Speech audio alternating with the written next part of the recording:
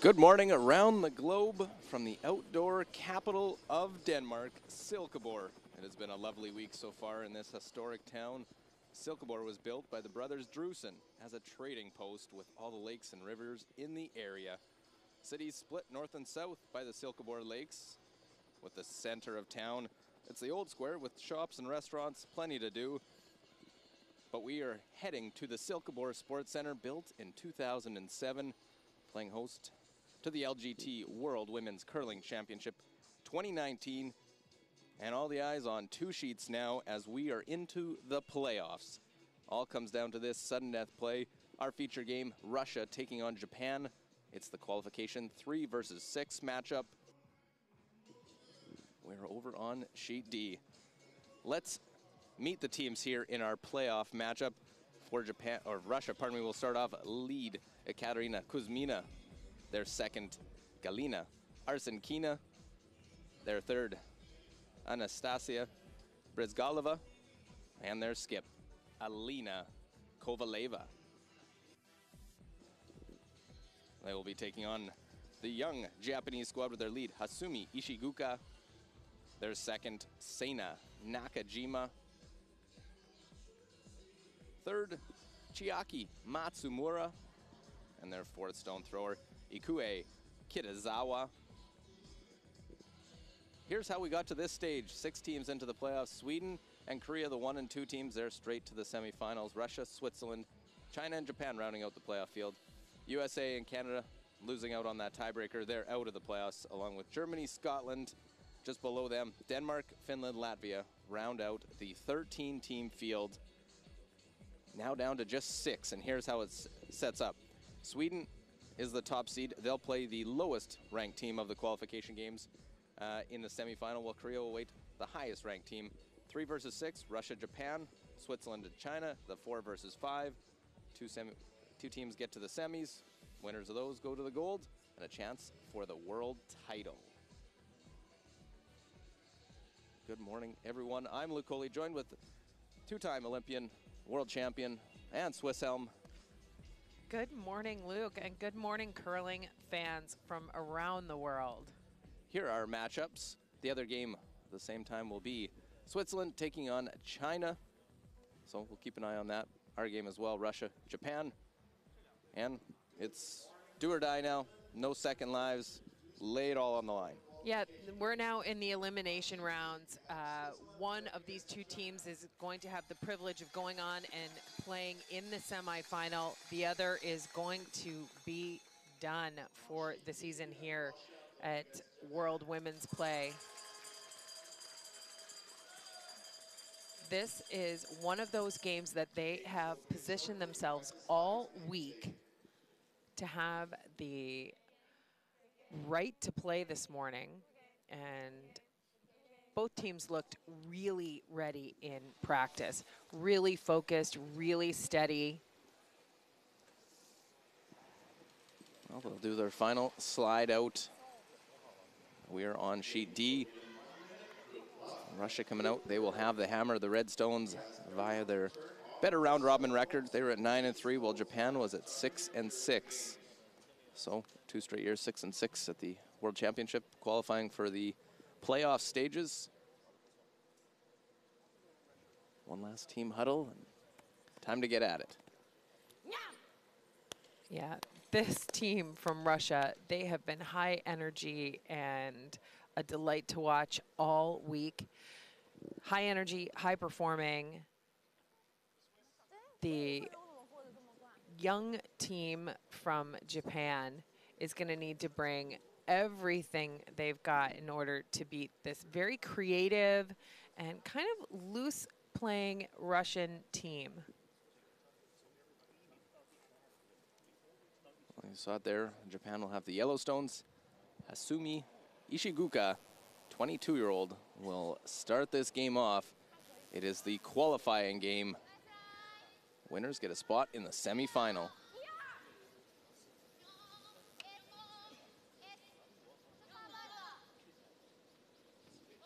So by virtue of their standing coming out of round robin play, Team Russia finishing ahead of Team Japan. They have the last stone advantage, and they also had choice of color. So a definite advantage for team with the higher ranking. Absolutely. All advantages go to the team that performs highest out of the round robin. And that round robin, 13 countries competed, 12 games. Katarina Kuzmina, she took the last round robin game, was on the bench. Brought in their alternate for that one. She coming off the World University Games as well. It is a grind of a week. Yeah, and one of the things that I had the opportunity to do is talk to the national team director from Japan on how this young team from Japan has handled that grind. JD Lind gave me some insights. Team Japan is sponsored by Zano, and the company actually provides meals and ways to prepare them while these teams are on the road, and it helps keep Japan healthy and strong throughout the championship. Well, seeing an open first end, not all that surprising. This has been pretty standard play from all the teams here at the Worlds, this opening end. Put your first rock in and just keep it simple. Steady yourself, become comfortable with the ice, the sounds out there today, what the environment feels like, what your body feels like.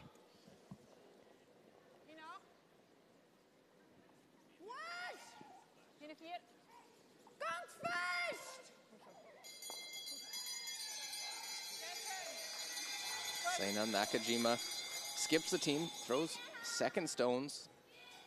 21-year-old, very young Japanese team. Yeah, and a bit of a surprise team maybe for this event.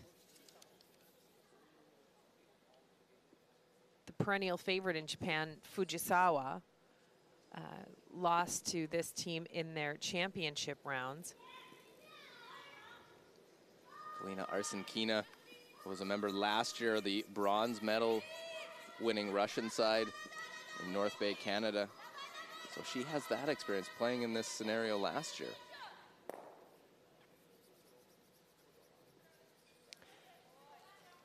That rock is going to hang on after catching the center line a little quickly. Look at the rules of play here in the playoff round. 8 ends minimum, 38 minutes of thinking time with 1 60-second timeout. Teams will bank a little time. Nakajima.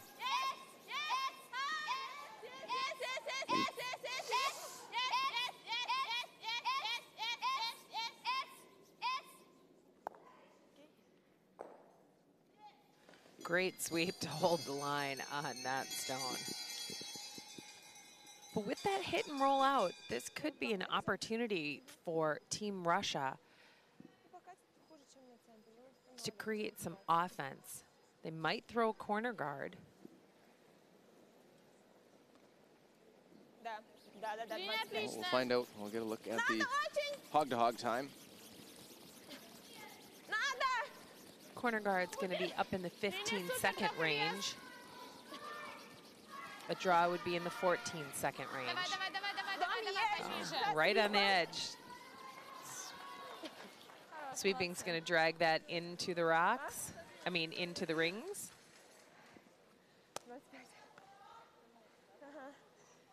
Well, into the house, so just that one stone in play.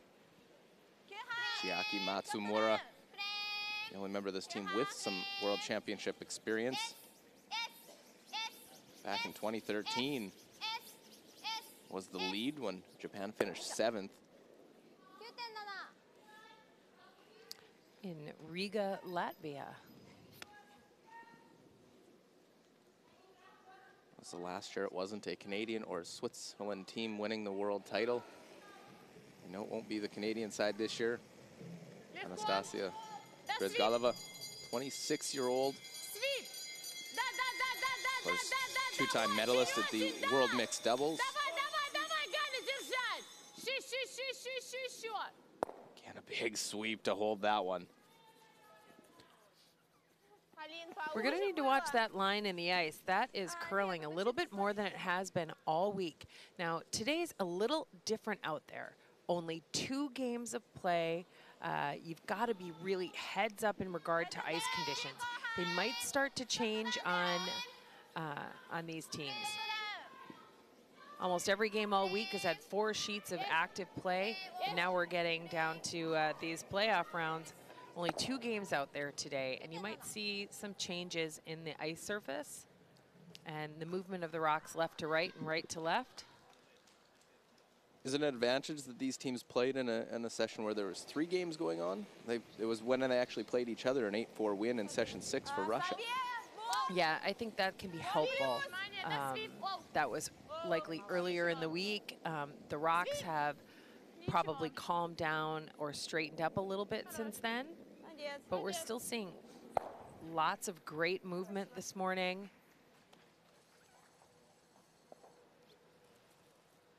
Quickly into 4th stones. Kue Kitazawa, 22-year-old, was 97% in their win yesterday against China.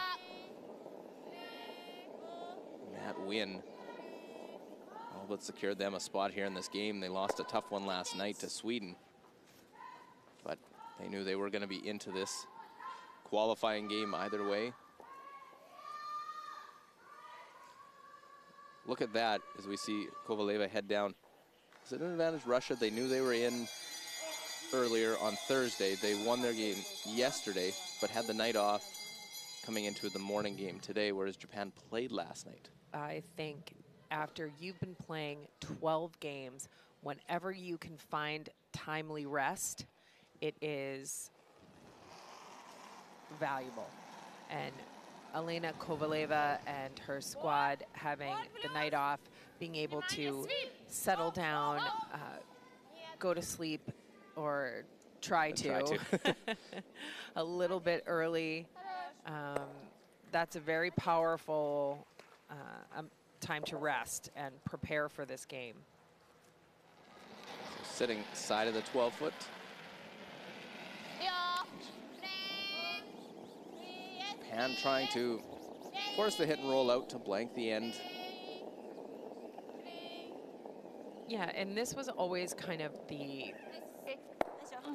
potential outcome here. Once you threw that first rock into the rings, and Russia chose to draw in instead of throw corner guard when the rings were empty. So you play all in for it. Now to finish it off, hit and roll out.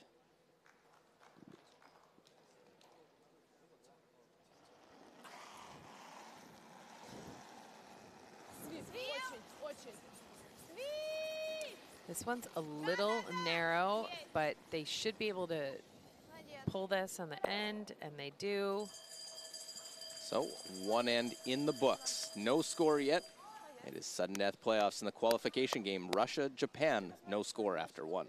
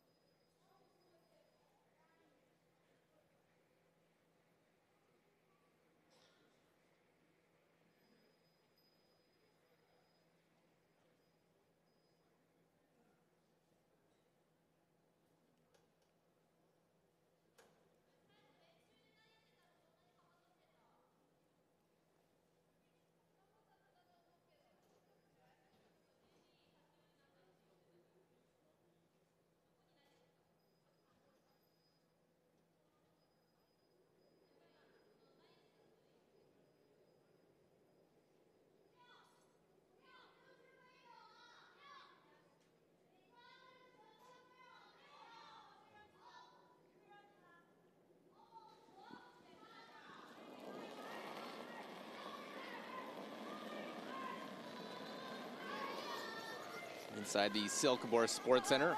It is end number 2 of the qualification game, 3 versus 6. Russia taking on Japan.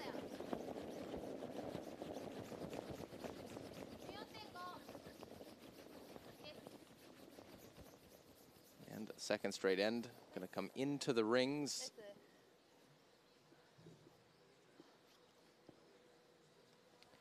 But I think the response from Team Russia will be different this time.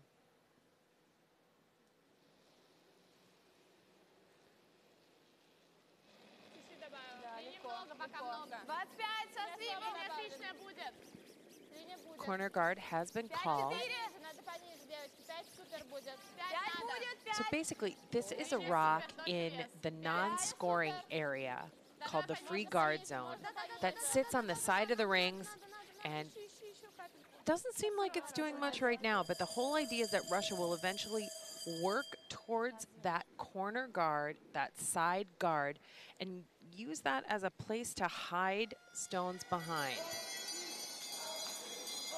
Team Japan, on the other hand, they'd like to hide that stone that's on the top of the forefoot. So they're going to try and place their guard directly on the center line.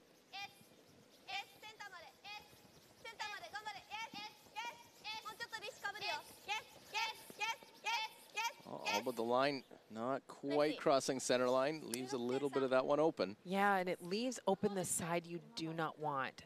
If you were to ever kind of over curl and leave a side open, you'd want it to be the other one away from the corner. Well, let's slide over, keep you up to date with the other qualification game, the 4 versus 5. Switzerland and China. Switzerland has the hammer. This is the final stone for Wang Rei and the Chinese team. Will peel that one out, looks, and Swiss lying 1. It looks to be that Switzerland is lying 1 and that this might be an open draw for 2 points. We will have to await confirmation from these teams at the end of the end. Most important thing for skip Alina Petz.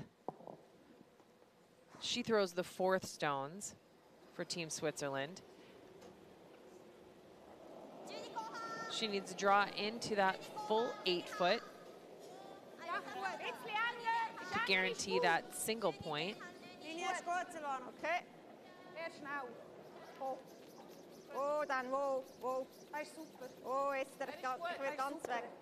That's a nice ability, assuming it is the 2 for Switzerland, to get off to a great start. Yes, and that's a great draw. And it is 2 for Switzerland. Fantastic opening for the powerhouse team from Switzerland. They've been on a roll. They got off to a 2-3 start and then got on a roll. They lost last night, but it hadn't lost since earlier in the week.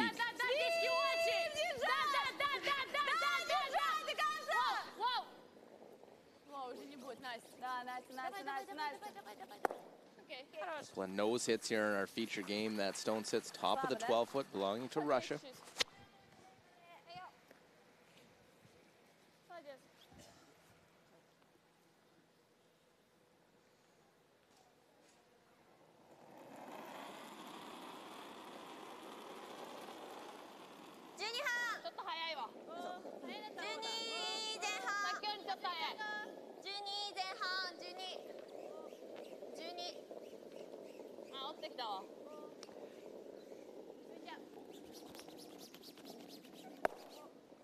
Well, they'll make the roll off to the side. They'll actually roll behind that corner guard. Look up at the Japanese bench. Yusuke Morizumi. This Japanese side. See the coach's bench in behind. National coach J.D. Lind as well. I talked to him a bit earlier. They're just happy. They're excited to be in this opportunity. Yeah, this is a little bit of an unpredictable situation for Team Japan with a rookie team here at the World Championship and a very young team They are very pleased to show the depth of Japanese curling, that they're starting to have multiple teams with world championship aspirations. Igor Minin, Russian coach, has really worked with his team quite well. And, well, they've enjoyed themselves here. Lots of smiles, lots of enjoyment out on the ice. And another Russian team that we're seeing come out.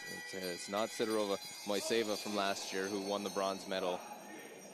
So now you're starting to see the growth of the game of curling in Russia. Yeah, it's so exciting to see the kind of non-traditional countries, if you will, create such strong players, such high-performing teams.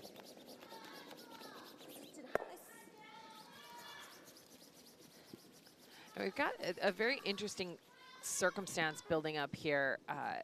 Japan, they don't have the hammer. All of their rocks are under the corner guard. It's a little bit flipped.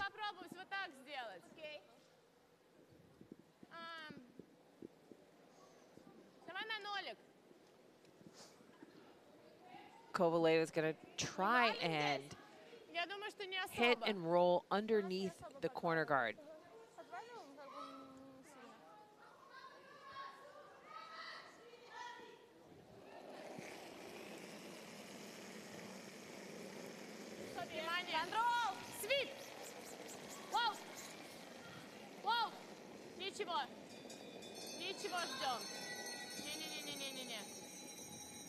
Trying to make the hit and roll. Will sit shot stone right beside, just clustering them together. Yeah, and I think these are all just setup shots, right? They set up the guard early in the end. Now they dealt with the trouble rocks that were on top of the 4-foot, in the 8-foot, and now they're pulling the play over here to the corner.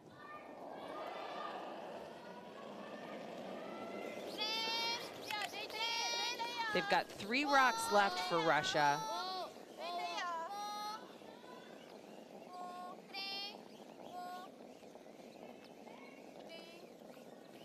Just quiet weight, hits, rolls back a little bit to the center.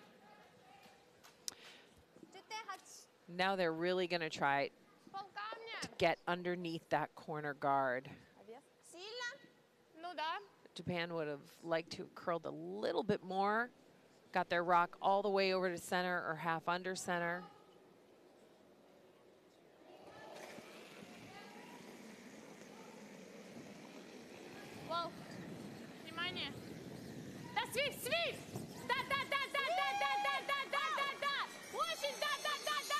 I'll hit one, make the double, and actually roll right underneath that guard. You could feel that shot coming. The setups were excellent. Fantastic activation of that corner guard and using your opposition rocks to your benefit. So sitting top 12-foot, how does Japan go about? Do you go around the center? Do you try and go around, chase it, or play the run back? Well, Japan is choosing to chase underneath the corner guard. Make sure that Russia can't put another one under there. Japan could call a run back, but that's an all or nothing kind of a shot. This draw gives them a lot of control. Ishiguka and Matsumura working furiously to get this rock down in the right position. Oh, big sweeping. They tuck a little piece of it under the corner guard, but not quite enough. So they did switch the sweepers. You've seen that one going closer and then swapping so the other player goes in front. Reasoning behind that? Well, sweeping does a number of things, and we'll keep an eye on the sweeping techniques and tactics that these teams are using all game. But in that scenario, Team Japan was trying to make the stone curl a little bit more while also dragging it further in distance. Sweeping can hold a rock straighter, it can make it go further, and it can make a rock curl more. Alina Kovaleva trying to make the hit with her first, trying to set up a deuce.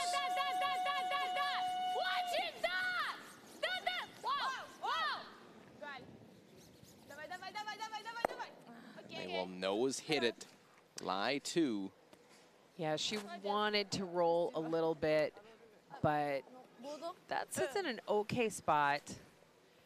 It's a little tricky if Japan can hit that stone, red stone in the center there and just tuck over towards the other one a bit. They've got a chance to force Russia to a single point.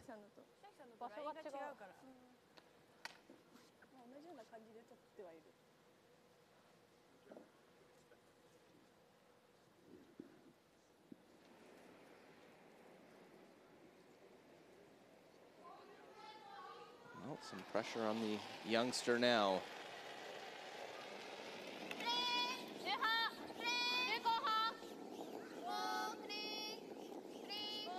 Kitazawa trying to make the hit and roll, try and get something hidden. So there comes the sweeping, making it curl. Want to tuck it just towards that other one. Just a shot stone.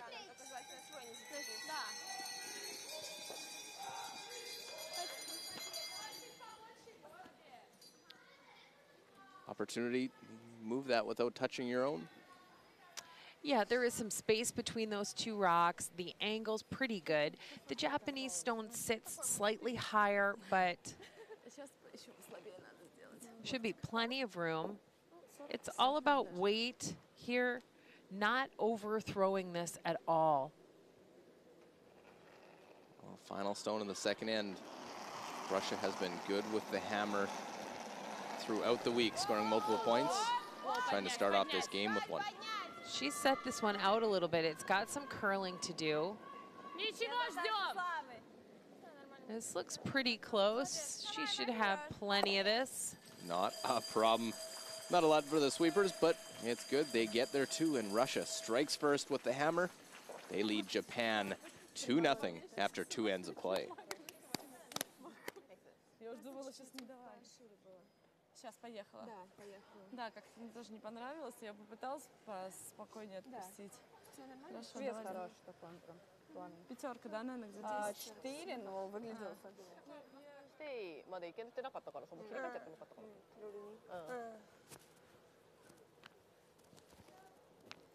2点か。2点。2点だね。コーナーで前置かれたら裏でもいいか。この一つ置く？この人。前置いてくることないと思うけど。一つ置くか。多分中入れてくるから、コーナー置いて。コーナーだね。オッケー。一個あるとやっぱり戦いやすいかも。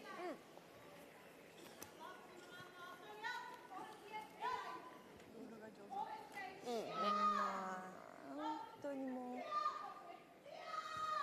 しなやかに投げてスッと決めるよね。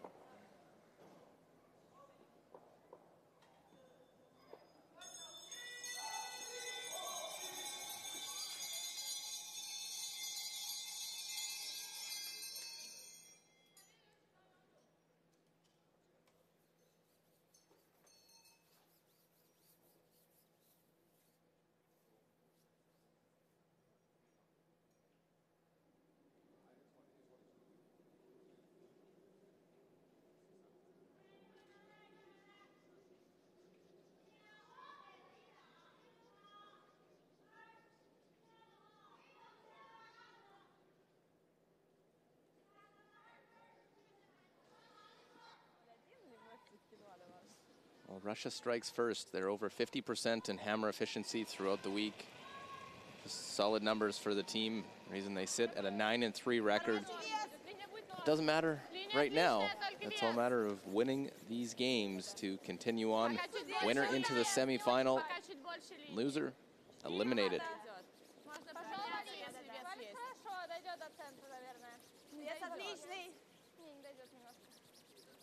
Yeah, all of the games played in the round robin, though, prepare them for these moments.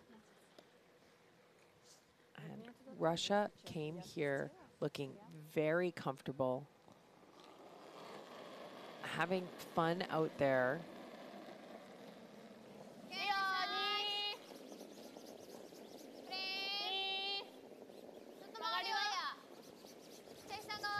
they're a combination of a little bit of experienced. Kovaleva, an alternate a couple times. You have Arsenkina, who was on the team last year, winning a bronze. And then Kuzmina playing at the World University Games. So it was a good mix of, you had Brizgalova, who is a world mixed doubles champion. So there's a real mixture of players on this team. Yeah, and the other thing they've got is they've got a teaminess to them, connectivity that is absolutely apparent to anyone watching. They enjoy playing together. They enjoy the opportunities kind of each end and shot provides. Say to the Russian team, we also see it very much with the Japanese rink as well. Yeah. But that sort of, it doesn't seem to matter which team is coming representing Japan. They're very, very happy, very in good spirits out there, seems like most of the time. Well, they find joy in the process. It's not just the outcome for them. It's not just the joy in the win. They really embrace the process.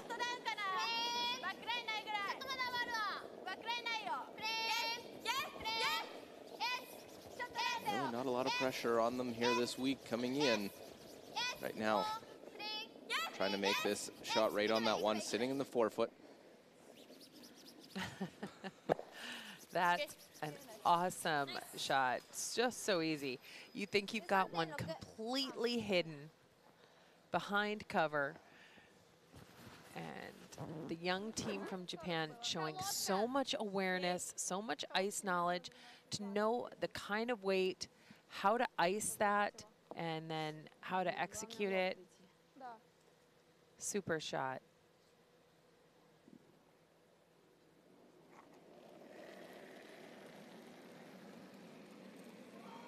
Kalina Arsenkina.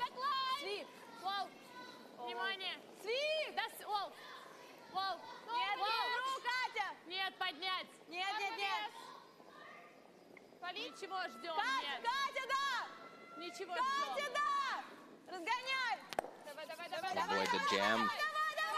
Good shot right back from Arsenkina. Some fantastic shot making in the early going.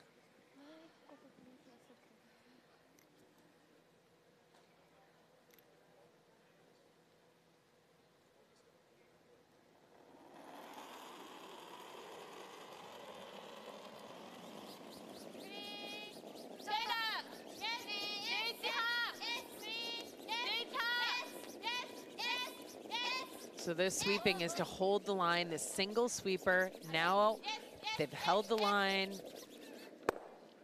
Touch Come in, make it curl a little bit at the end.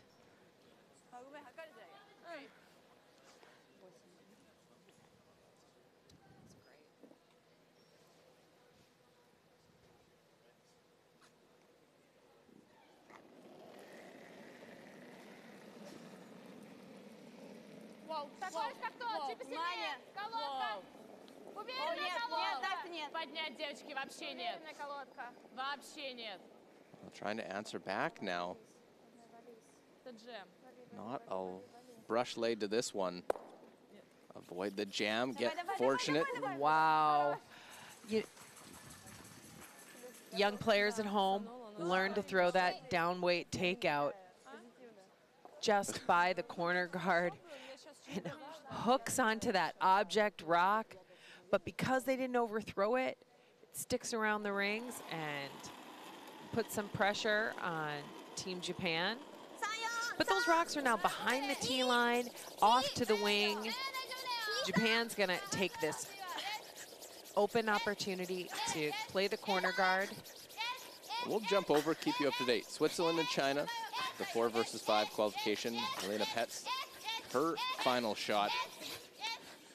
Yeah, so this is the hammer for Team Switzerland.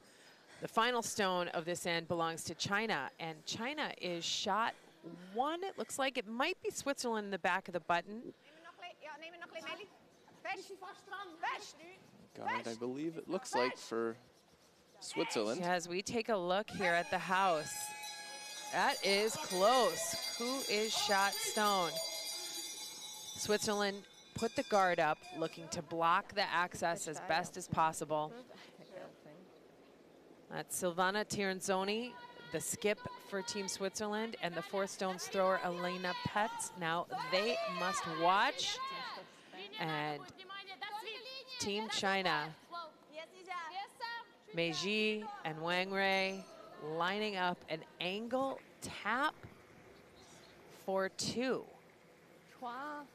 They've got to navigate quite a bit of granite in order to execute this shot. Very tight. And that one, as it's very close. I thought at first it was red, but now looking closer, it looks as though it might be that Chinese stone top of the button that is one. Probably see a measure if this is not made.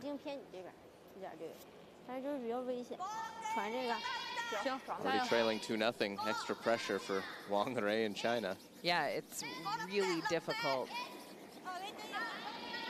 So this rock is away for Team China. Sweepers are on it furiously.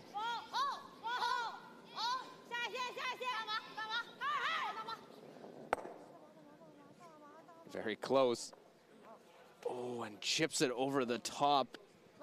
And a steal of one for Switzerland. So 3-0 Switzerland leading China in that 4 versus 5 game.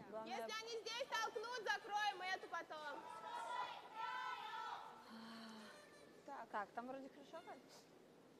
Если что, 26-й, наверное. Да, я думаю, что кажется примерно так же, если честно. Какие? Ну, в смысле, желтый. Как бы центр развести. Мне кажется, здесь... Слушай, ну там прямовато. Я чуть-чуть шире, чуть жестче было и вообще... Дрон, мне кажется, повалит. Ладно, давайте новый. Да. So Brizgalova went around with her first one, went back 4 foot.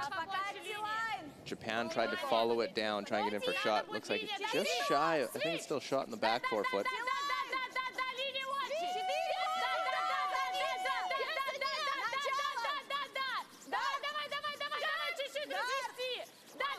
Gotta go get it by the front, and it's not. It's gonna touch the guard, but it splits it open. Yeah, and it helps guard their shot stone in the back of the 4 foot.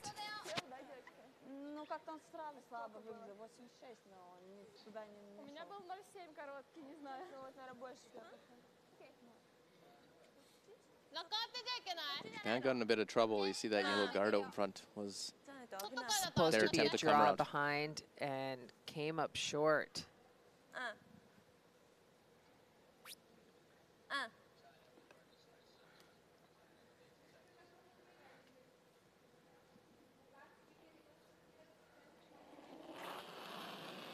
Natsumura trying to open up the front.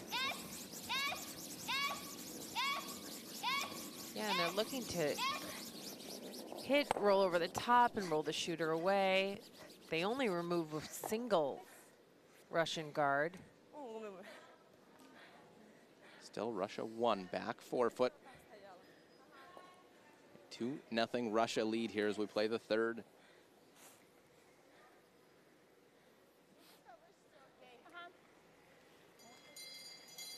Ой, я ее откинула куда-то. Откинула? На синенькую. Везем туда, на него. No sense bringing another one in. Well, that might make Team Japan's shot easier, but this is the ice for both the guard and the draw or corner freeze.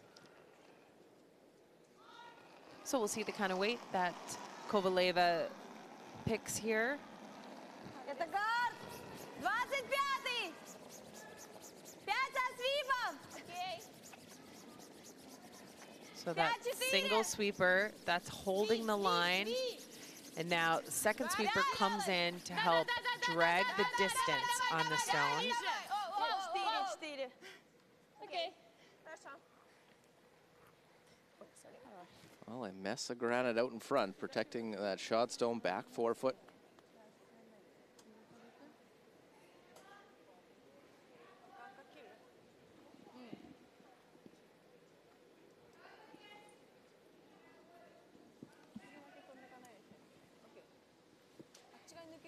Japan lining up a double peel, see where these rocks might bounce. There's a couple of good things that can happen to them.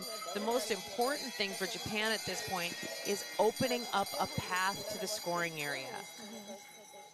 When you have that last stone advantage, you'd love to get 2 points, but sometimes you just got to let that hope go and guarantee the easiest shot you can for, at minimum, a single point.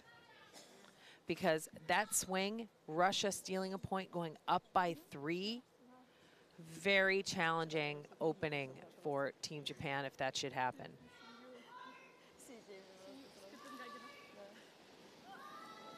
Kitazawa. An extra extension on this one, trying to get both. And will they get real lucky on this? I'll be. Nowhere where they wanted to hit that, and the curling gods shining on them, making that one. That is definitely not how that was drawn up. Smiles all around for Team Japan. What do you, in Russia's situation, you see the shots missed, and Japan are all smiles on that. This one was not what they wanted. Yeah, this is, they were looking for the double peel on the front two. And somehow, skinny one, roll and double tap, raise, takeout. I mean, incredible. You know, this is the thing about curling. Round things, hitting round things. The energy moves uniquely, and you get some spin, you get some action, and all of a sudden, Alina Kovaleva is forced to a very difficult run double takeout. She is trying to drive this stone here back onto the ones in the forefoot, and what was potentially a 3-point lead for Russia. That was what it was looking like 2 stones ago. Now all of a sudden it is a draw for Japan, open draw. This stone needs to curl just a hair more, and it gets both those yellow ones off. Japan, huge opportunity. Kitazawa gets a gratuitous break and jamming on that one in the house. Now an opportunity to get 3 in the third and to take the lead in this game.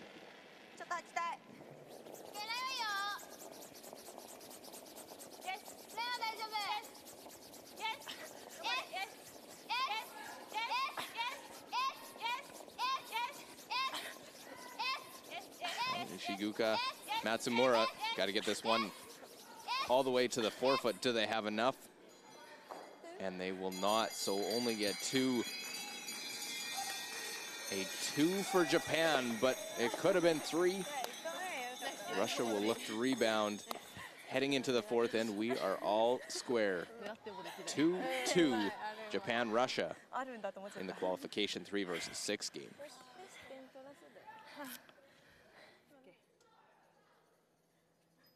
Давайте спокойненько.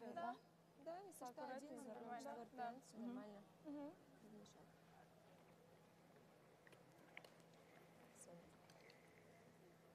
Это, конечно, уже. Да.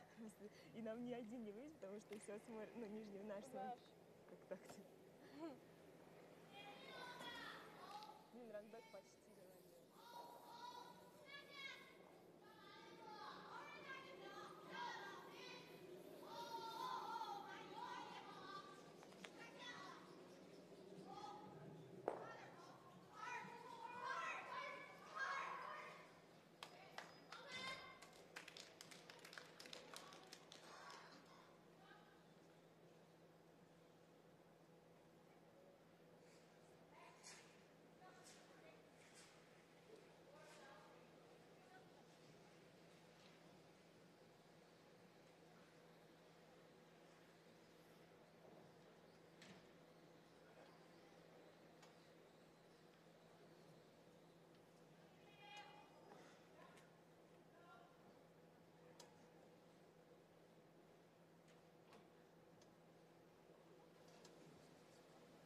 Welcome back. Our continuing coverage, the LGT World Women's Curling Championship 2019.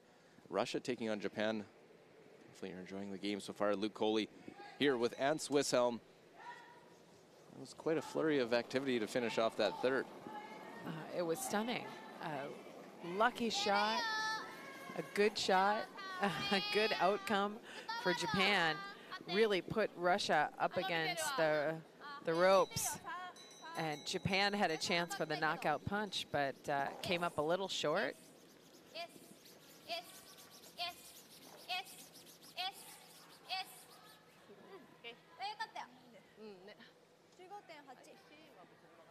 So a little different start now with that center line guard. Interesting to see how Russia responds now as we see tournament accuracy through round robin. 85% for Katerina Kuzmina. Yeah, she's played really well. This well, all the teams out here, right? This is the playoff rounds. You don't get here by poor play.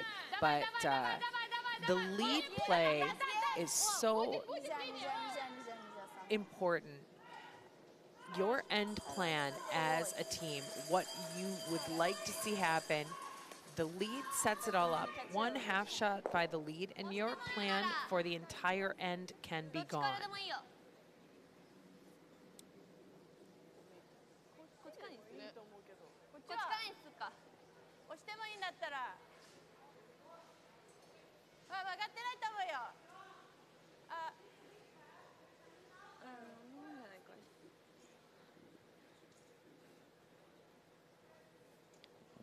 Just a little change of turns.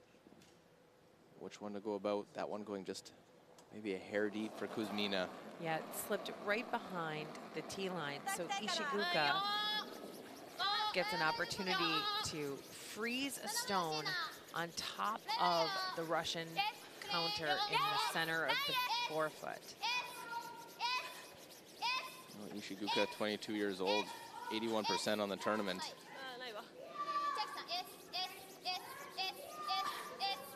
White down to it.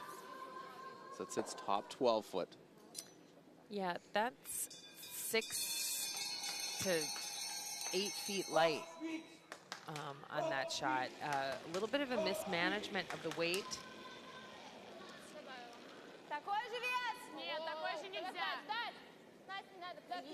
And now Kuzmina gets to basically repeat her last shot. This one's running a little bit wider. If it's got the weight, it will pick up the curl as it starts hitting the rings. There you see the finish. So Russia lying 2, 4 stones in. I think it's probably easier this end for Russia to come back knowing Japan missed that last shot. They don't give up the 3 when they basically had them hooked almost for a steal the entire end. Yeah, Russia has to be thrilled that they're tied.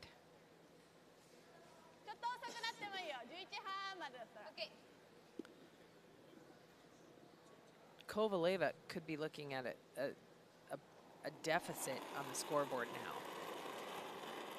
Same Nakajima, 81%.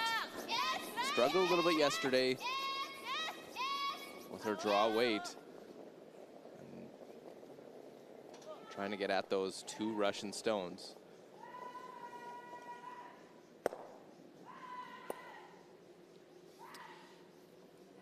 That shot actually never had a chance for Nakajima. It was all over that long guard from, basically from release.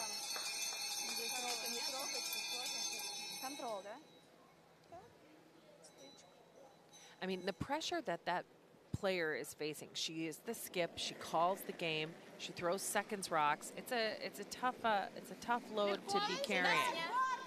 Arsenkina, 86%, right up there. No surprise like she was last year at the second position.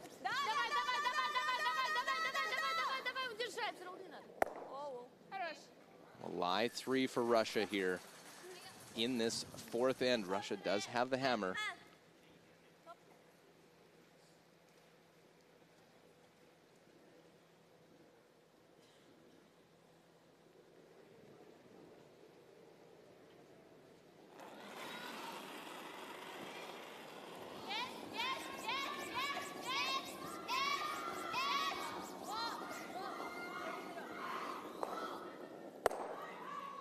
Big weight from Japan, but rolls out the other side. Yeah, hits the object rock just a little too thickly, rolls over the top and out into the open, and that's the rock that Russia will use to get into the tighter На 2. rings. Ну, либо ролл сюда можно еще небольшой. Там прямовато, да? Слушай, я думаю, что будет чуть подваливать. Окей.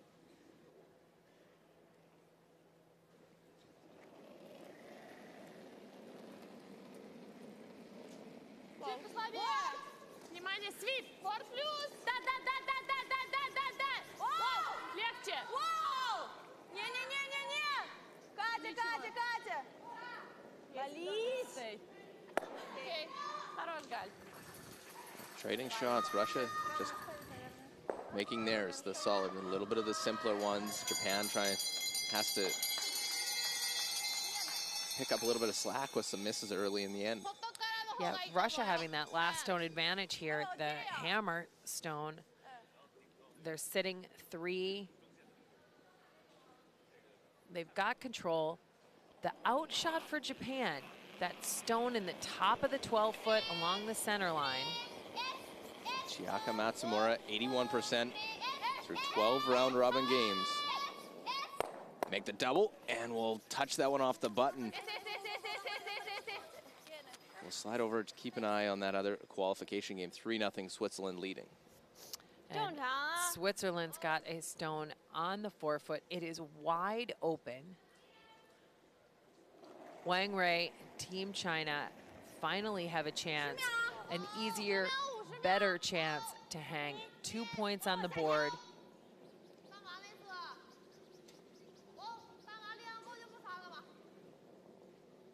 A little easy sweep.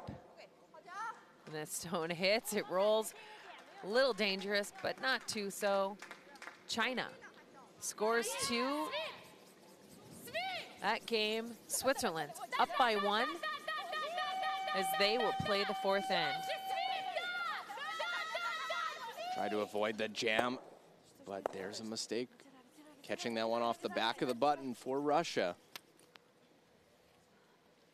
Japan now, this end has swung in just 1 shot.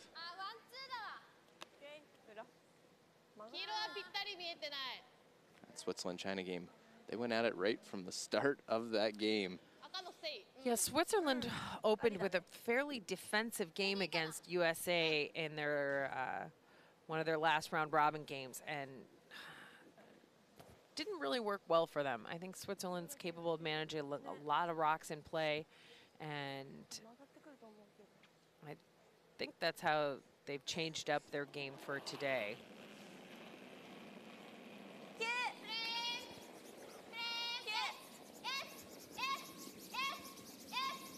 Changing it up now in this end. Japan trying to play to get a force. Wow, that spot curls a ton. Is Japan still lying 2?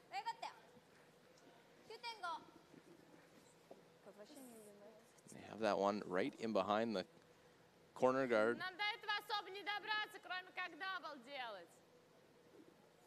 А дабл топ не смотрит? Нет. Подать надо 1/3 где-то. Если что, ролл. Либо просто сюда пока вести. Если что, ролл, да. Ну, мне больше нравится, наверное, ударить, да. С этой? Ты хочешь с этой? Нет, как скажешь, как нравится. Не знаю, там как изнутри идет. Вообще, если подать мало, то лучше, наверное, изнутри бить. Да. Настя, давай просто средним, если что, хотя бы, чтобы ролл остался. Хорошо. So electing to go after the double takeout. I think the other option, they're looking at the freeze. Yeah, or the hit and roll to a freeze. 82%. Средний. Anastasia Brezgalova. Свип! Вау! Свип! Да! Вау! A change halfway, but it'll roll out in the open.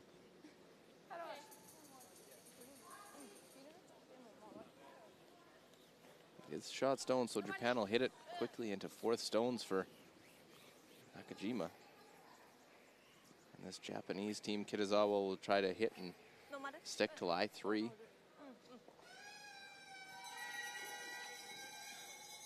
Halfway through, looked like Russia had 2 or 3.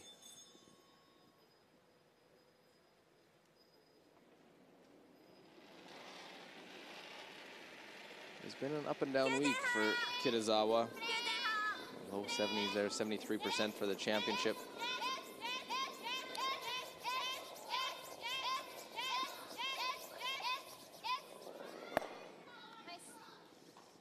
But I'll tell you something about those stats.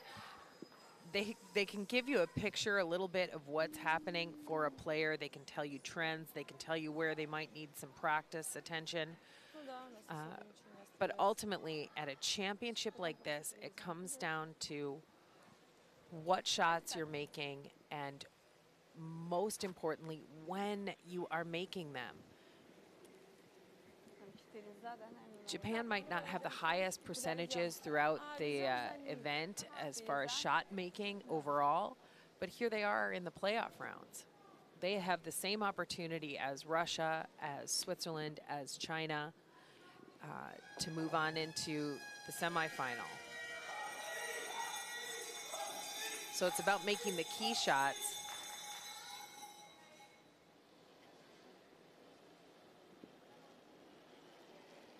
Kovaleva, 78% through round robin.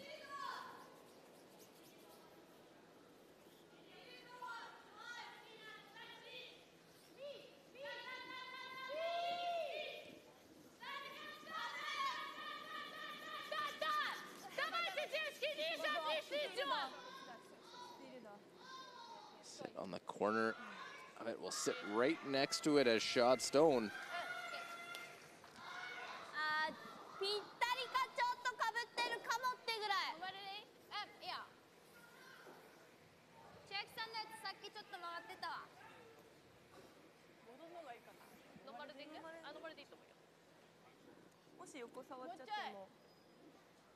You can see that stone is open. And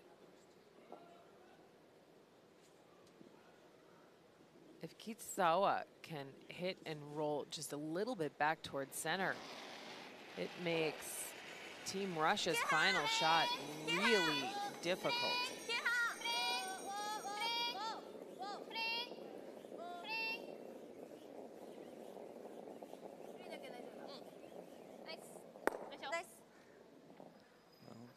Makes the hit, and it is Japan lying 4.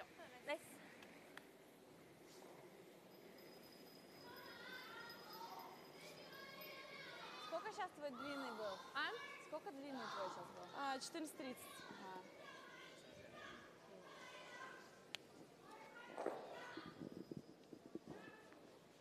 Там надо 4 фута кусить надо. Well, Alina Kovaleva forced to throw against multiple stones. A pressure shot here early in this game. Had last end in control till a break for Japan on the miss. Ended up really well for Japan. 2-2 game. Seen about 14 and a half on the hog-to-hog time.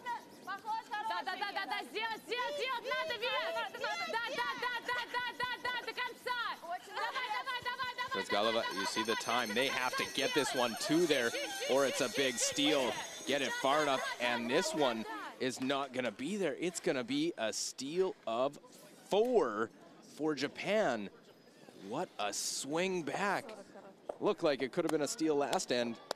Japan gets 2, then they steal 4 against the Russians in the 4th end and have a 6-2 lead in this qualification sudden death game. Japan with the lead.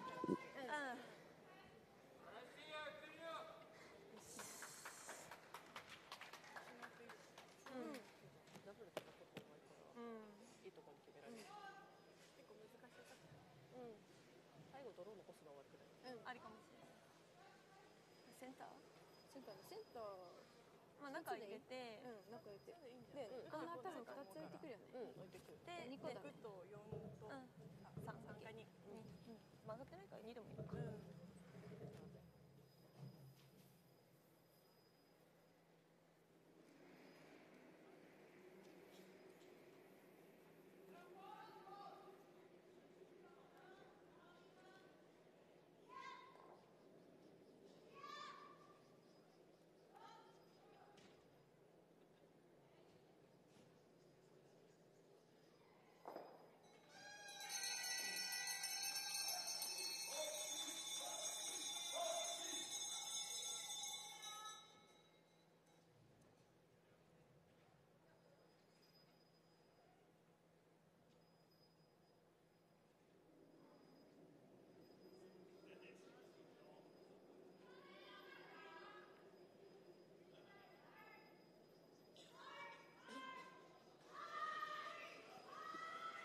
Well, the disappointment in the face for Alina Kovaleva, knowing they're in a sudden death game. But the draw coming up short of the house, a steal of 4. And what a big one for Japan. Momentum swung after a shot that Japan had missed, but the Stones lined up, they get the break, score 2 in the third, and then it looked like Russia in that fourth end set up to score 2 or 3 throughout the most. It was a jam, and Japan took that and ran with it, and they get a steal of 4.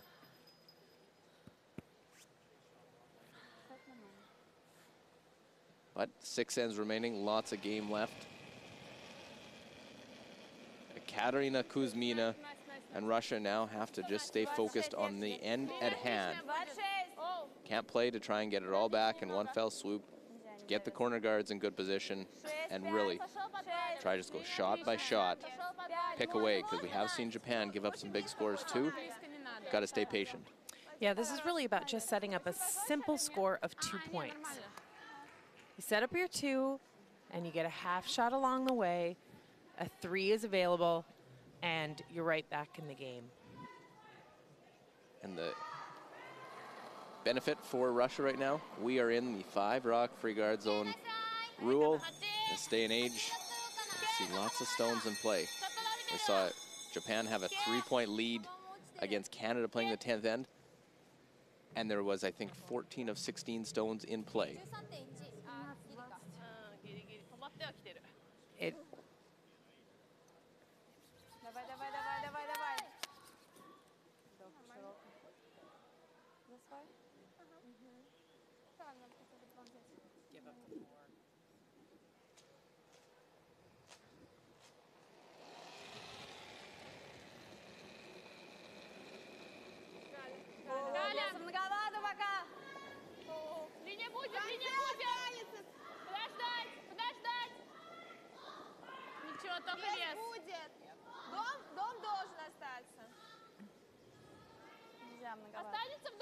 So trying to go around that corner guard.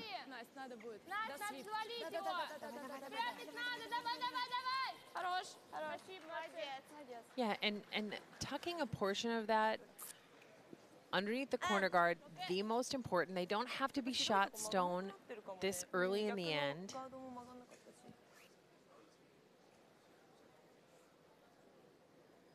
So here's, you see the difference. Each team has a guard trying to play to different parts of the house. Obviously Japan trying to force the issue here. You play a little bit looser now knowing you have a 4-point lead.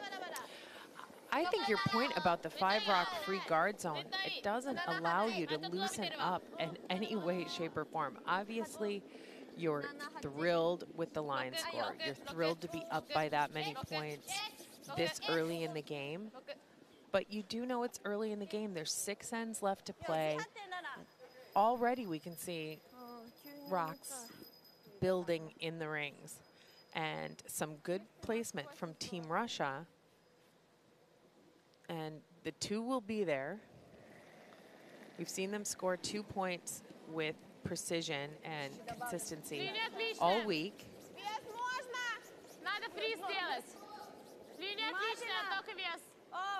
And if Japan should have a miss anywhere along the way, Russia could capitalize.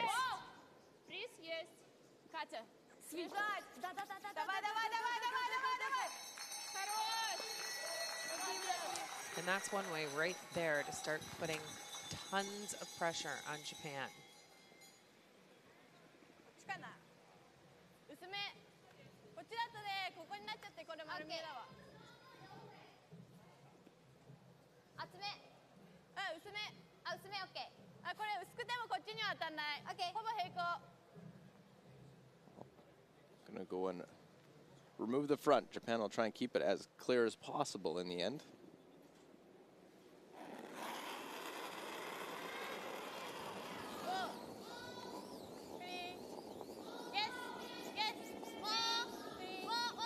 Gonna remove that corner guard, and they'll leave it in place. So there's a miss. The miss peel. We saw last end swing.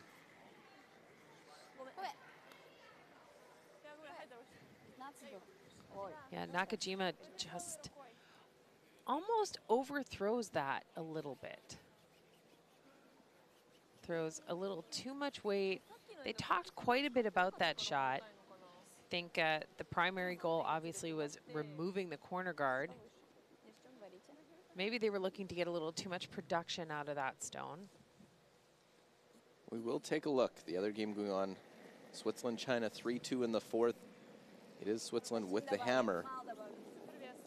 Yeah, China starting to take control over on sheet B. They sit 1 and 2 in the rings for Elena Pet's last stone. She needs a hit and a roll. She gets the hit, she gets the roll, but the roll is way too far. And with that stone leaving the rings, China steals a single point and ties the game after 4 ends of play. Wow, both of these games have really swung both ways. Looked like Russia was in full control of this one, and then it swung back 6-2 where we sit. 3-0 early for Switzerland, and then China has 3 unanswered points. It's really hard to defend a lead in 5-rock rule.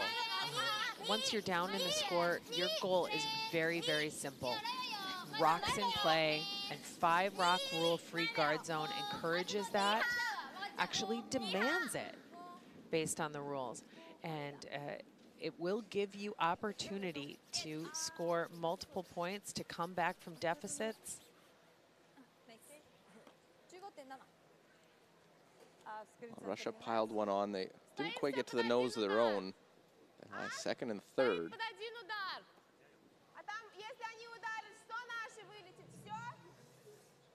Возможно, да. Может, двойка не выйдет. Иди сюда, я не слышу ничего. Возможно, двойка не выйдет, смотря куда она попадет. Просто она нам потом... Вообще нам бы вот это вот, потому что нам, если что, чтобы хотя бы через это дело мы пробить смогли. So looking back, Ну, через двойку нам мало надо попадать, и он заджемится туда, и наш обрежет вот этот камень. Просто если мы сейчас снимаем оба, Well, a couple of key shots here. Let's look back, and the third end was really a key end to start. yeah, Kitazawa gets an absolutely gifted, lucky ricochet shot for her team, and Kovaleva narrowly misses the run back double takeout. And Japan takes an easy 2 at that point. And to mention with that, they did miss a shot for 3 in that one point. Yeah, it was kind of the momentum change for Team Japan, though. And they handled the miss shot on the next one beautifully. They seemed unfazed that they didn't take the 3. And with a bunch of rocks in play, they set up a huge steal of 4 points in the fourth end. Russia electing, and now in this point, try and open up the center.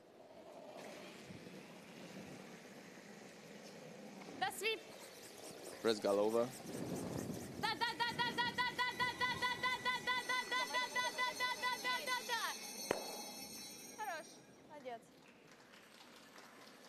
And that opens up those stones in the 4-foot. They need to move that one off the butt.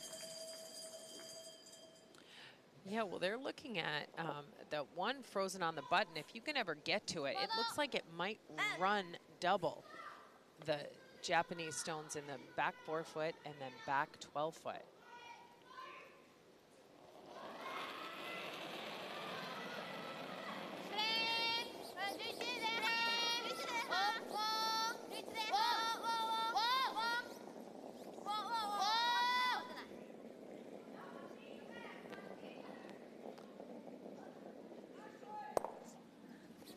Well, chips that top one off and loses the shooter. Yeah, Alina Kovaleva wasting no opportunity. We're going to go underneath the corner guard. We're going to let you guard, and they're going to set up a secure multiple point score here. And up the pressure on Japan. Really force Japan into some extraordinary defensive work with a bunch of opposition rocks in the rings. So this outside sweeper here, she's sweeping to add curl.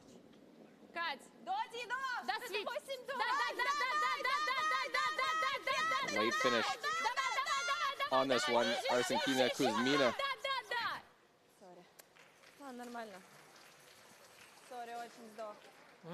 And where that stone lands, it blocks the run back on the corner.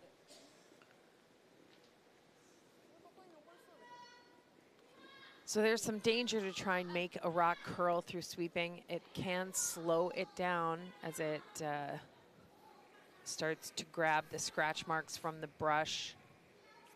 Can take pace off.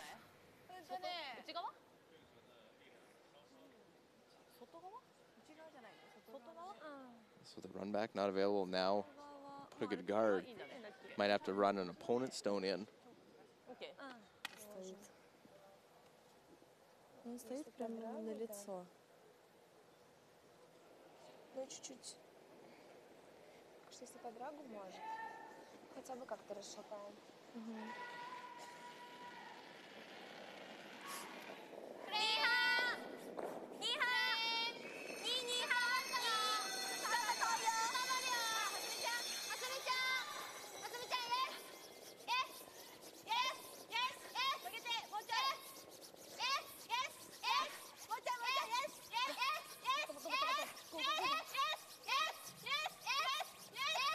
Trying to close up that hole, but did they leave that shot stone open?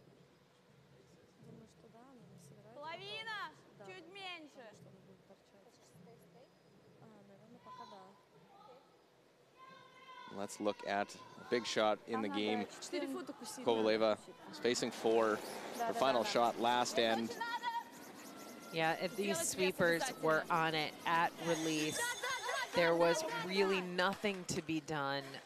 Just not enough kick on that delivery for Kovaleva. She comes up short. It's such a tough set of circumstances. Well, this will be the first one since that miss.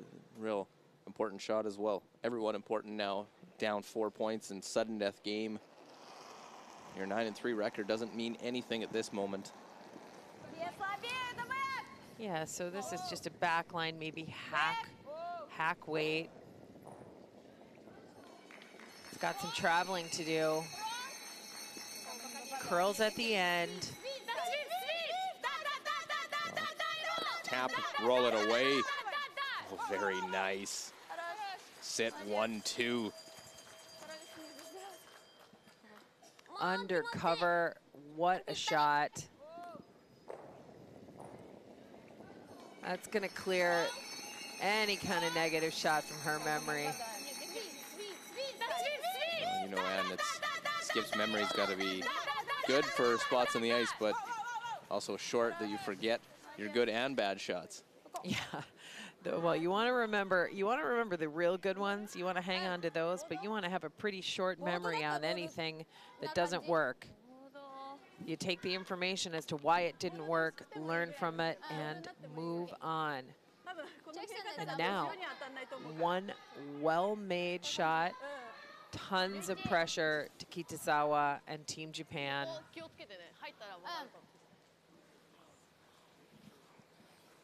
And this one, don't want to miss it on hitting that guard, do you?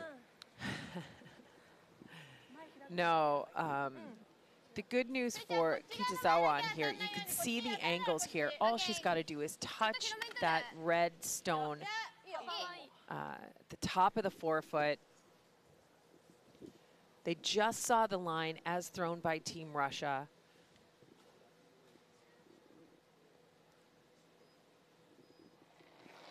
Ikue Kitazawa, her final shot here of the fifth end, with the steal of 4 in the fourth.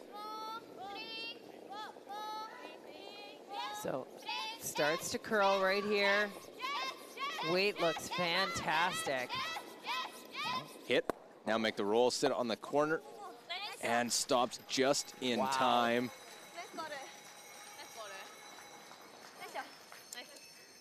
Such a good shot. Kovaleva now forced to draw for a single point. It's a tough one to swallow because it's such a good end setting up, and the potential just a half shot from Japan away from Russia. Looking to crack a big number. But a must score now for Russia. Yeah, this is a must make shot here.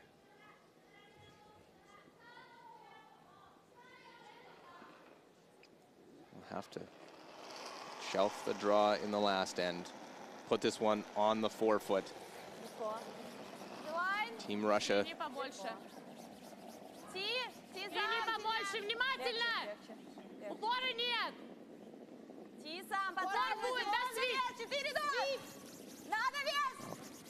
Time looks pretty close.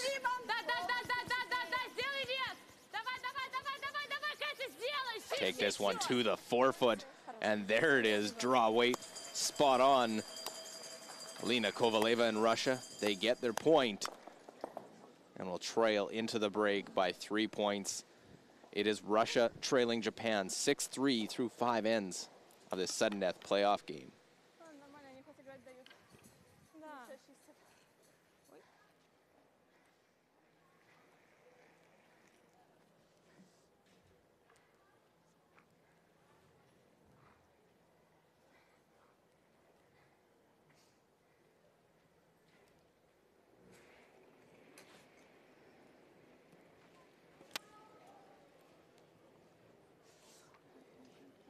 Может, первым моим еще можно было пил?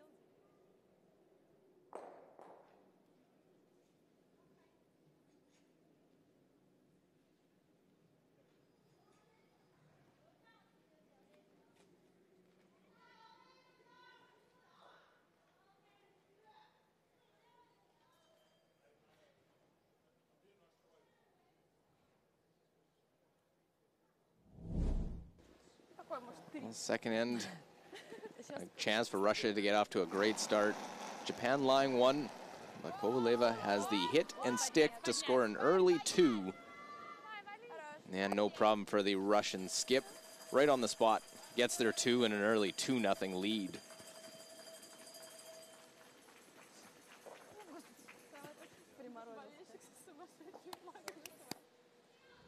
What, the third end? Possibly a turning point in this one. A lucky redirect ricochet shot by Kitazawa. Now she has a draw for 3. Looked like maybe a steal in the end, but she will not get there for her third point. It is, though, a score of 2 for Japan to tie that game up after 3. At an end, Russia starting good, looking like a setup for 2 or 3. Swings the other way, and now facing 4 Japanese counters. Kovaleva needs the draw to the forefoot, and she won't hit the house. She pulls the string, comes up short, and a steal of 4 by Japan. Take a commanding 4-point lead in the game there.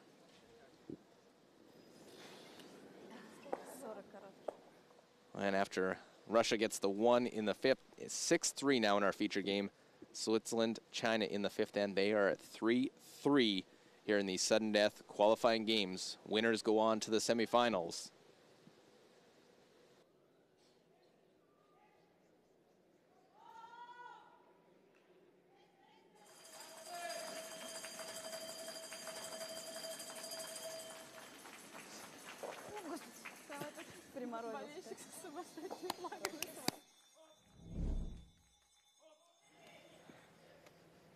私14半でドローしてるかな。ちょっと履きたい。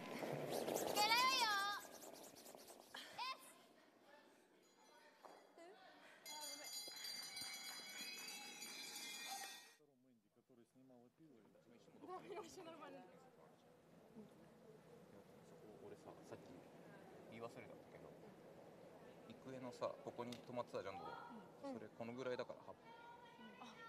広かったな。で、お前 JD が立ってた。JD どこに言う方爬虫類中だよね。ね、ほら。そうかなと思って普通に。で、だから気をつけてね。ここからまた曲がんなくなるから、その今まで間違えたの今直したから OK でしょ。だからこれから先。Well, here's the numbers through 5 ends of play of this 3 versus 6 qualification game. Japan leading 6-3, but overall percentage, Russia leading Japan 84 to 81. Draw percentage, Russian advantage 86 to 72. The hit percentage in favor of Japan 88 to 83. But that 4, that crooked number in the 4th end, really tells the way this game has gone. 5 ends remaining though, a long way back. Russia will try and climb back here in this sudden death playoff game.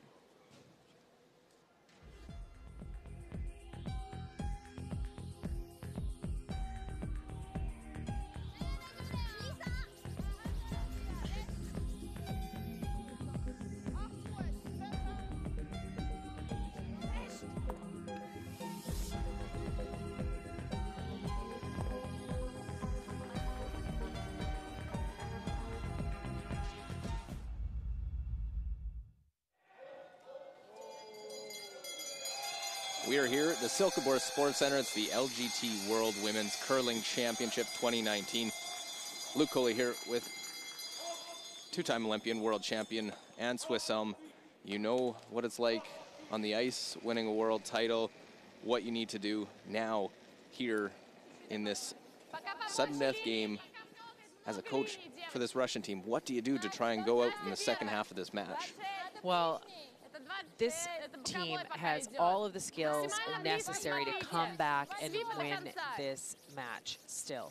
That's what you tell them. You say, play the shots you know, set up the center line guards. If you set up the double guards, you will get something going. And you've got to really know that it was one shot that you missed. Unfortunately, it was a big shot. It gave up the steal of 4, but that is one stone out of many. Keep setting it up, and you will be able to come back in this game. 80% even with their tournament average for Ishiguka. Yep, really steady play here out of the front end players from on both teams.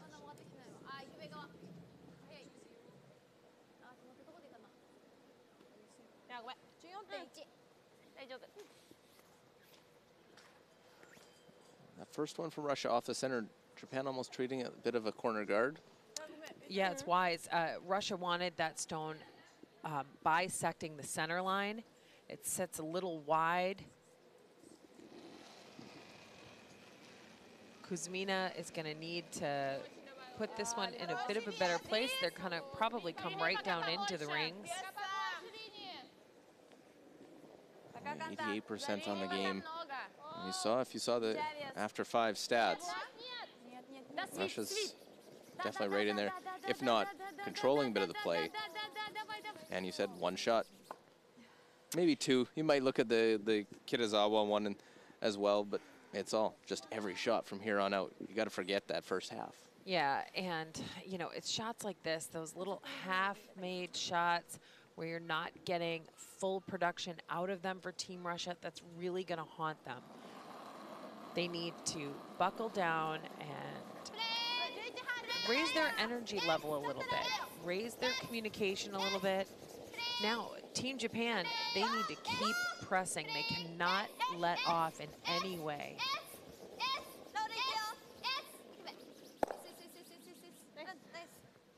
Well, the hit roll away lie too early here in this 6th end.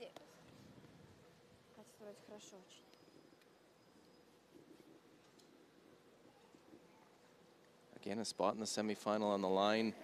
Japan wins, they'll go on, they'll play Sweden. If Russia wins, they would play the Korean side, as we look 95% for Arsenkina.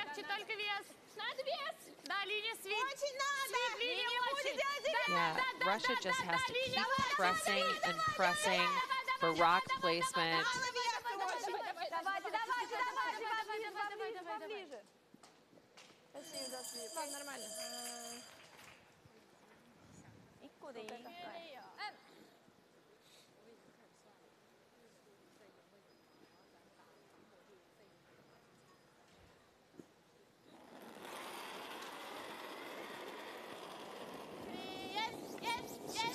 .3% lower numbers. Seina Nakajima, bit of struggles, missed a couple peels. No problem there getting rid of that guard.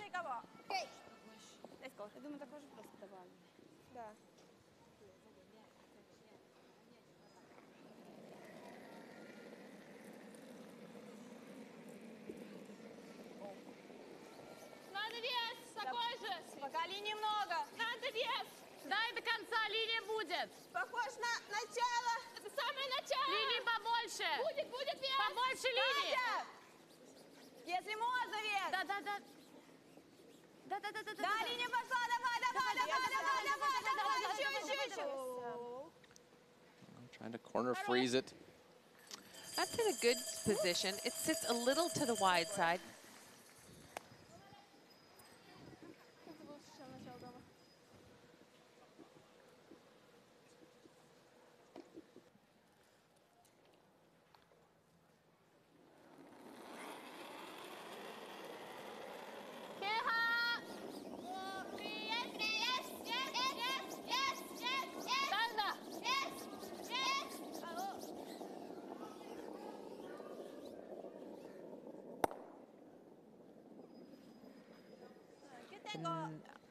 Japan opens up the front of the rings. It's maybe not the called shot, but that works very well for their game plan.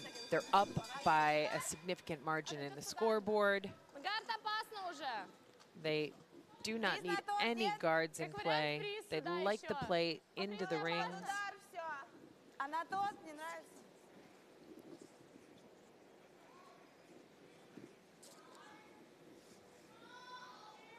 Well, they're getting results even if it's a little bit of a miscue. They're getting something out of a shot. It's not the complete miss.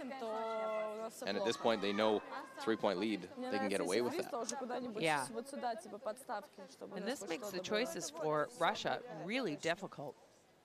Ну, чуть тэп тогда. Вот так. Либо пока побезопаснее, потому что у нас ситуации уже нету.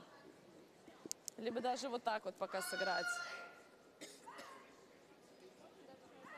Так, мне точно не нравится, достаточно сложно. И потери правого.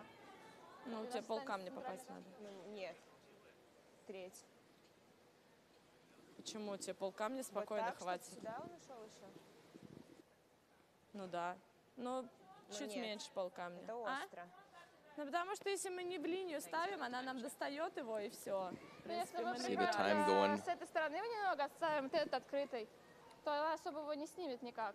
Ну, то он так Но все она стоит. нормально гибоны делает. Да.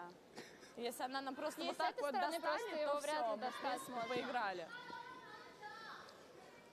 У нас останется стороны, Important that they take the time. You know what? It doesn't matter if you don't come back. You can't save any time. No, and they're still good on time. They're on the edge of dangerous. So this is what we talked about. At the beginning of the game, you had 38 minutes of think time. And your time runs while you're thinking about what shot to play, while you're discussing it, making your choices. You've got a single timeout if you need it. So after that discussion,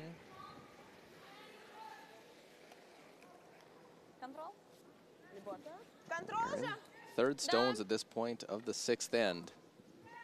You see, over 5 minutes difference in time, but important shots, you need to make sure you take the time. No sense rushing now, missing a shot, not giving yourself that opportunity. yeah, Brizgalova having a very steady game. Steady game, but it might have been the shot that swung that fourth end, jammed and allowed Japan to take control and in position for the fourth, and ultimately leading to the steal nose hit. But Russia had set up to lie 2 or 3, jammed 1. Japan all of a sudden was lying 3. It's not exactly how many you make, it's which specific ones, right? And this was which one do you miss? And if Kovaleva makes that draw, we're probably not talking about that jam by her in this scenario. So it's what shots you make. 93% though for Matsumura. There haven't been many mistakes from her. No, she's having the game of the week.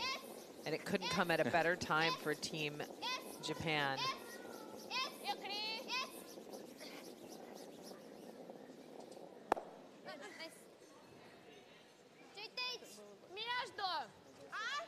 Между ними надо попасть.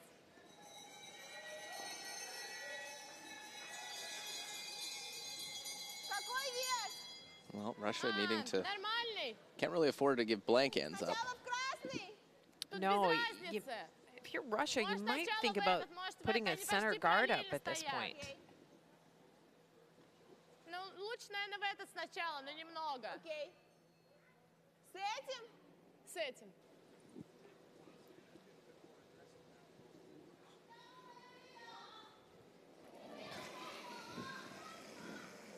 Воу! Воу! Воу, поднять вообще!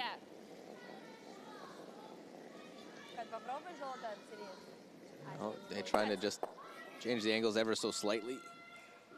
Not quite. They're roll up another ½ inch and they're sitting nose frozen.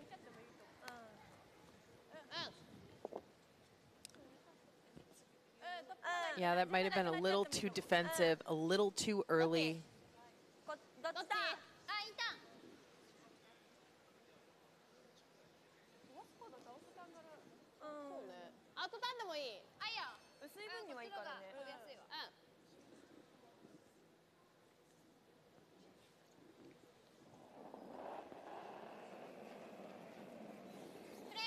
Thought this third position be an interesting one. Both have played very well throughout the week.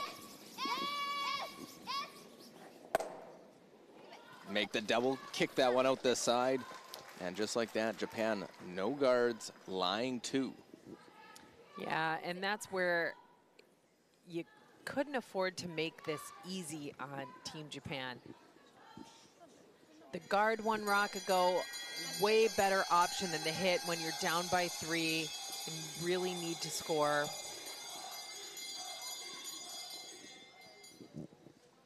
(6-3) is the score. Japan lies 2. Kovaleva's now got to make a double.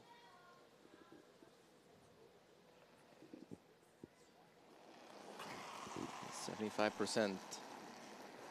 Take away the 1, obviously. A lot bigger numbers for the Russian side. Needs to make this double takeout and will stuff it on the other one and leave Japan lying 1. Yeah, the interesting thing is she did spin the Japanese stone to the back of the button. You'll see right there, that might be the shot that Russia needs. Japan's just going to split the house, create as much separation as possible. And then does Russia take that risk, play the freeze? Well, I think looking at the math, you're down by 3. Kitazawa is playing the game of the week for herself. You're going to have to make a big shot at some point if you're Kovaleva.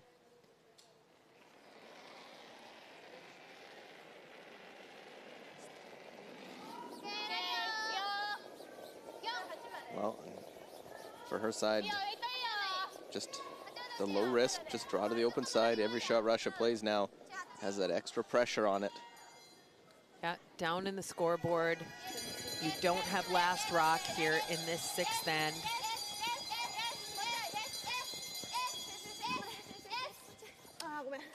I think if you're Japan, you want to make Russia think about the double.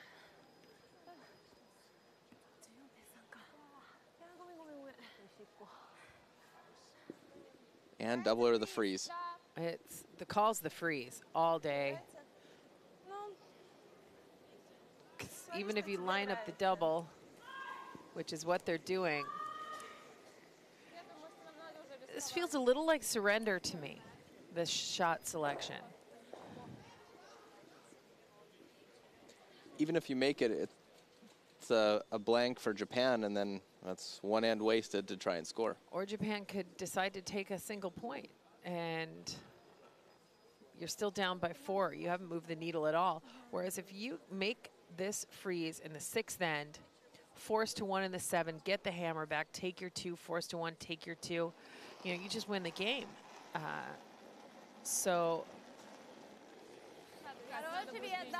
Oh, good. She is going with the draw.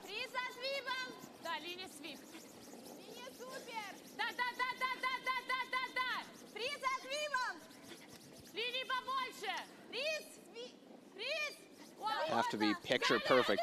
Weld this one on to that stone back button. Did they leave this short? A little They bit did. of an undersweep. Oh,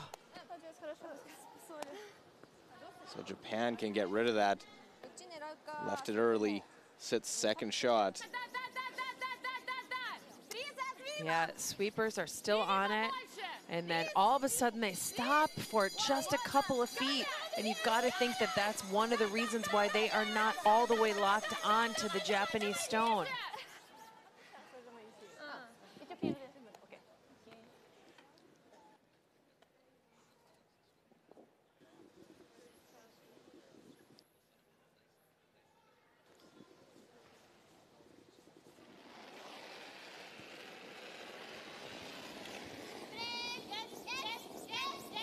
So they're going to try and... So they're going to try and pick this stone out over the top, and Japan will get 2.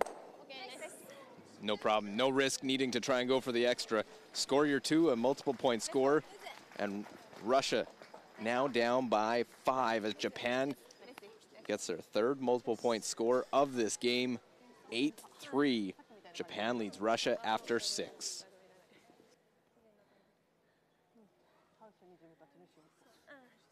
Так, сейчас был 6-й? Да. 7-й, да, 2-3, надо забрать.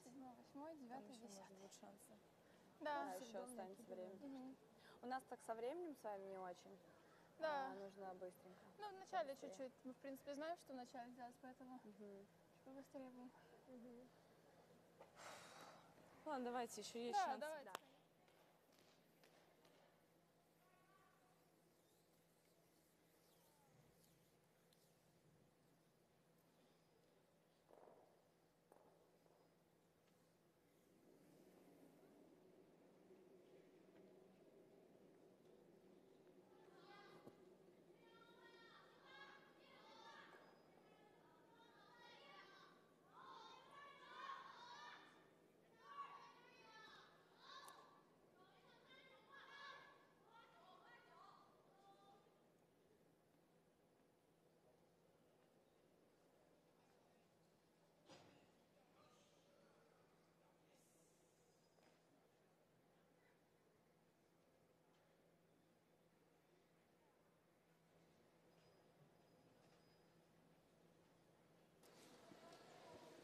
Well, 8-3 is where we sit now, playing the 7th end.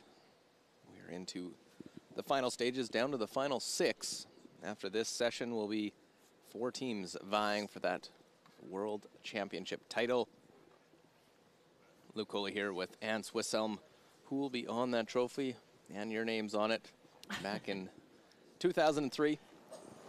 Yes, I had an extraordinary set of teammates, and we did win this championship. And the sudden death, as many players will tell you, one of the hardest games to win. This game, you know, you don't get anything if you lose. Semifinal, again, sudden death, so no more. The pressure just amps up each and every game from here on out. Yeah, and each one of these games comes down to just a couple of shots, and Japan out executing Team Russia here on those key shots.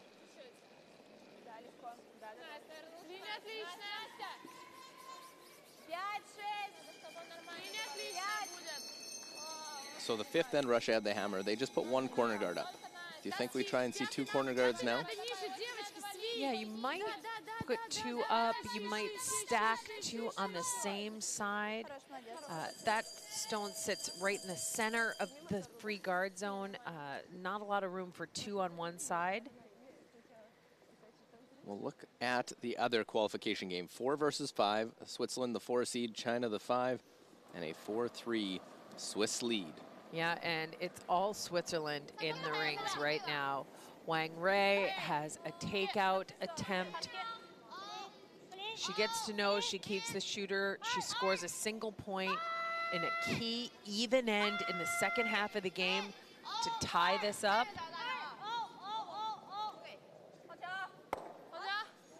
And that is one for China. Well thrown stone. It's all tied up 4-4 as they head into the 7th end. Meanwhile here, Ishiguka heavy with her draw, so they end up sweeping it right back and through the rings. So out of play. Two corner guards can go up, and then just that one stone in the house.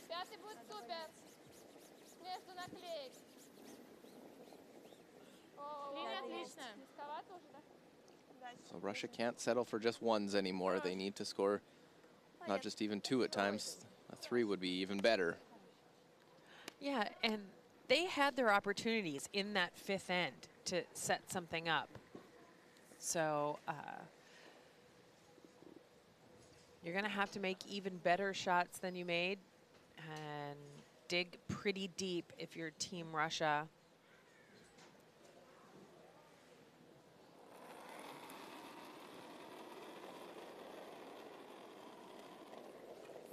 Nakajima needs to keep this stone high in the field of play, just tight to the rings. A guard would be fine. Our draw weight has struggled a bit in the last few days. In this game at 42% only. Stacks those two in the house. Yeah, and those two are a little close together. A double takeout would be accessible for Russia, and they've got to risk leaving them there. They cannot attack them just yet.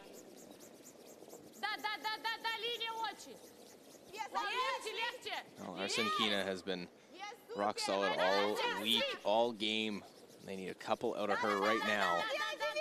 Yeah, and this one's coming up maybe a little short. Sweepers have got to drag this into the scoring area. Just shy.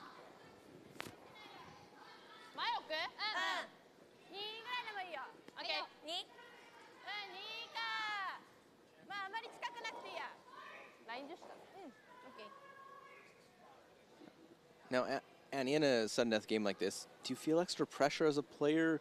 Or are you trying just, it's easy to say you can just picture it as another game, but... Well, that's the idea, right? That you want to keep this a game like any of 1,000 you've played. You want to, in particular, focus on the process that you control, your setup when you're getting in the hack to get ready to throw the rock. You want to rely on your systems, your communication systems, your in-shot communication, and just stay in the moment as much as possible. But there's no doubt that it gets different. It gets more and more different as you get closer to the medal rounds at the end of the round robin. It gets different when you're now in these qualification games and as you head to the semifinals and the medal rounds. It does get different. It's going to take all of your mental and emotional fortitude to keep yourself in the moment, focused on the shot in your hand and what is happening that you control.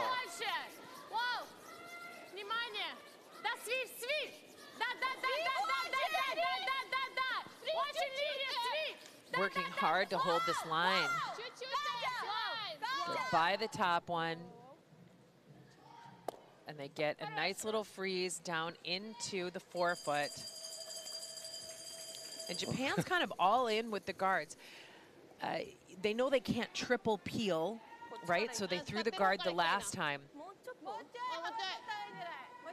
stick with this and can't do much with that red one. Not yet. Japan needs this to be pretty tight to the 12-foot, almost even with the other stone they've got.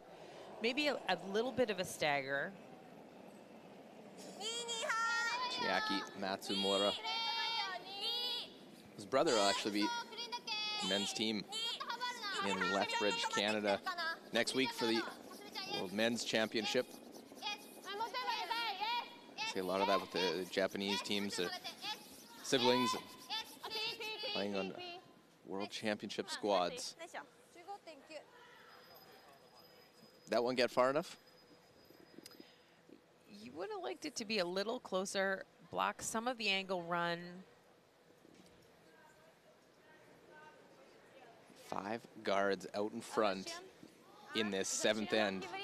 Hello, 5 rock free guard zone rule. Можно еще, конечно, попытаться вот так, просто вот этот убирать, заталкивать этот. Вот так. Нам, в принципе, вот этот не особо-то и... Yeah, this is a very good week for Team Japan and its coaching staff. JD Lind was saying how proud he is to see this young team. He doesn't work with them as much as he works with Team Fujisawa out of Sapporo. This young team is from Karuizawa, right near Nagano, the host of the 1998 Winter Olympic Games, and there's a great legacy of curling in that area. He's very excited for this young team. It bodes well, really, for the entire future of Japanese curling. And they didn't have a lot of expectations put on themselves. They wanted to come in, and even JD said they were a 500 team throughout the week, 6-6 record. But you get in this, you play a good game. And you're playing in the medal rounds. If you win this, you're 1 win away from a medal. Japan only 1 medal in this, the 40th edition of the World Championship. As they move both those guards, spin that yellow one in. And it's still Japan line 2.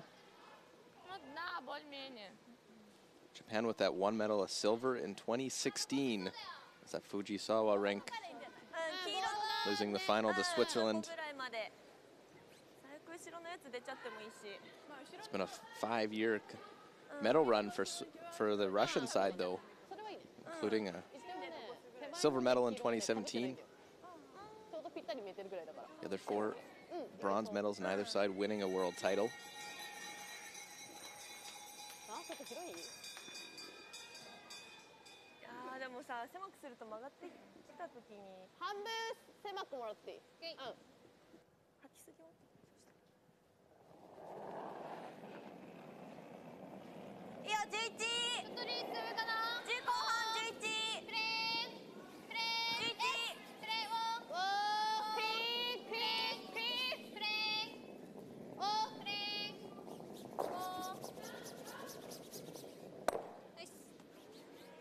Well, they stick around, but opens up to those 2 on the forefoot. What does Russia have to try and generate some offense? Well, they've got 3 rocks left. So this is about a setup shot, I think. There's a couple of options here. You could just hit just off nose and hold one of the Japanese stones as a back guard, keeping you on the rings. You could play the double and roll over to the underneath the corners.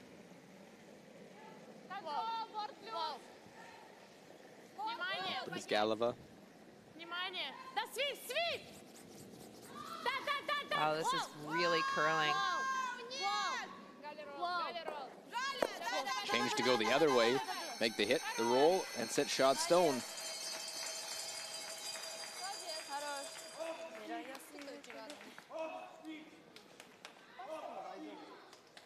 it just takes one shot made and a half shot from your opponent. You'll have that opportunity. Yeah, this is a short run back. So Japan just looking to drive the stone right behind the vice skip's brush, back onto the red stone in the forefoot. If you could ever do that in the right way, you will sit stacked on the button with a guard. And the way Kitasawa is playing. Throwing a rocket down the ice. Run it back. And we'll kick it over live 4. She threw that hard. That just taken any curl out of it whatsoever. Yeah, and basically what it is, you're throwing it so hard that even if you touch the red stone, it's moving out of the rings. You've got a huge lead in the scoreboard. It would be great if you could make it perfect and make it a finesse shot. But that red one needed to go, and she was taking no risk.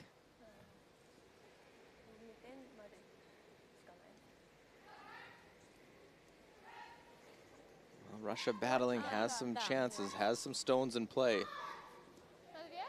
Да. Ролл на Катю.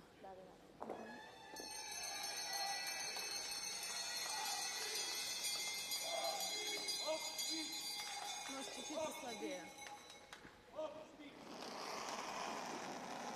Again, looking at the hit and roll as their attempt to try and set something up. Need a skips deuce. Sweep! Whoa! Sweep! Whoa! Whoa! Da da da da da da da da da da da da da da. Well, hit, roll on the corner. Very nice, gets shot stone. Yeah, but can Japan get around the outside there?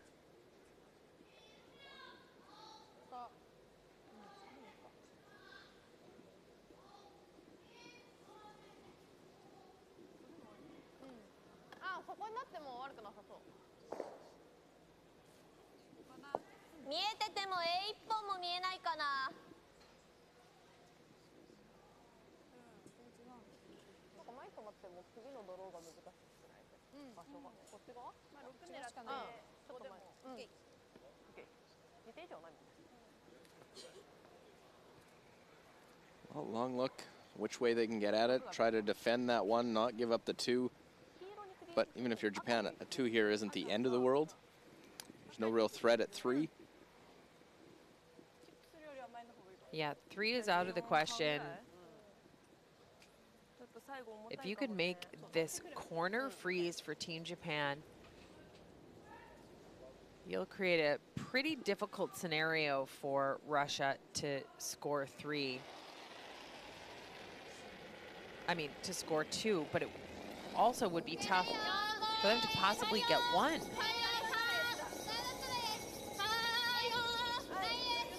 This is Japan sensing the moment, trying to really hold their opponent down. Tons of curl happening. The weight is coming off this. And trying to chip roll off and at least get shot. I think they did get shot stone. Yeah, and Russia has to play that double. I hope they hold the shooter. And they have to throw enough weight to kick that one all the way across.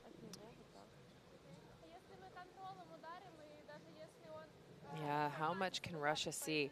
If they can see about a quarter of that stone, that's about what they have to hit with maybe board weight. They've got the whole 8 foot that they can roll to.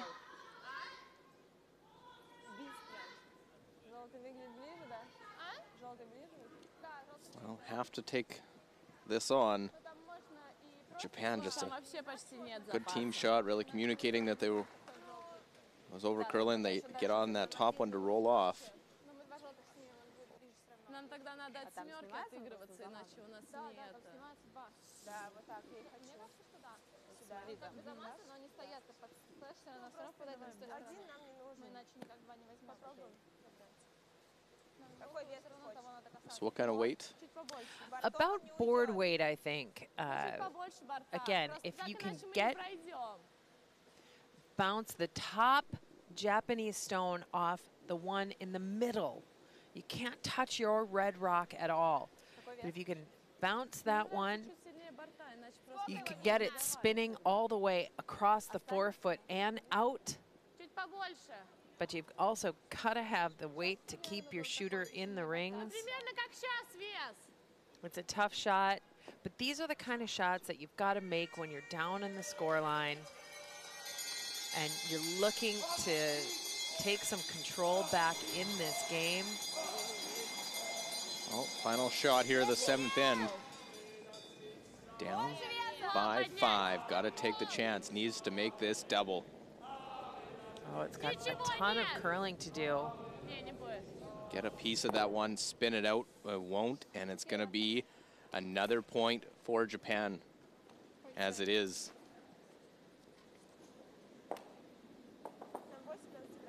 Stealing a single point and a 9-3 lead in solid control of this game after 7 ends.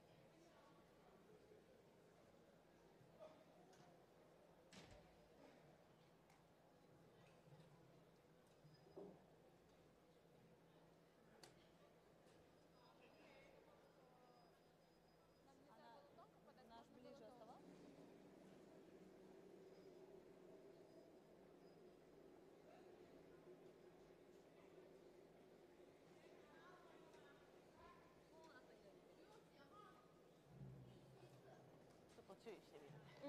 伸びやすい。石1個ぐらい。吐きすぎるかも。伸びづらい。多分2投目吐きすぎちゃう。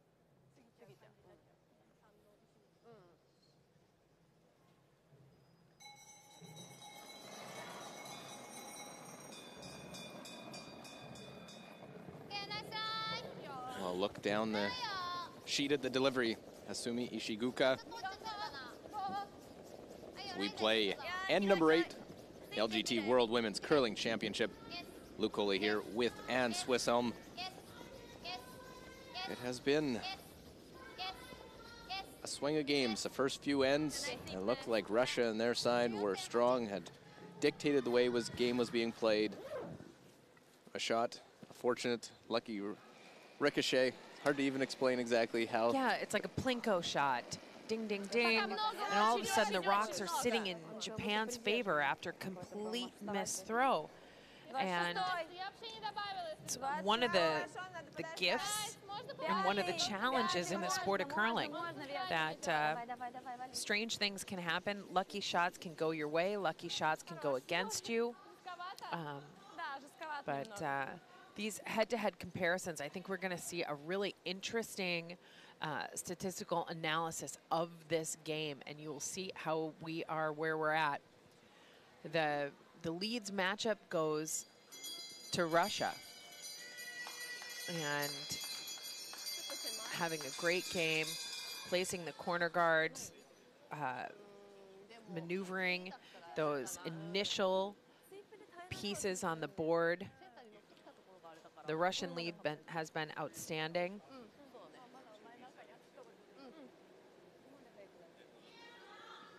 Well, a 6-point lead. How many do you bring into the rings if you're Japan? The one corner out in front. Well, Japan's first stone isn't perfect, so I think they're trying to play a tap here to tap it up into the forefoot.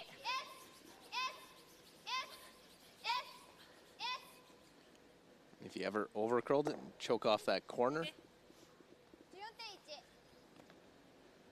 Yeah, you get a piece of the forefoot and you block access to the corner guard.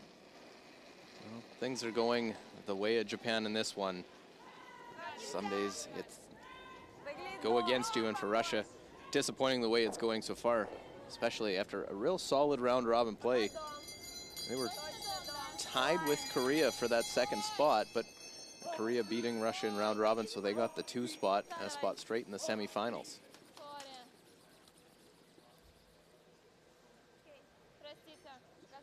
And uncharacteristic miss.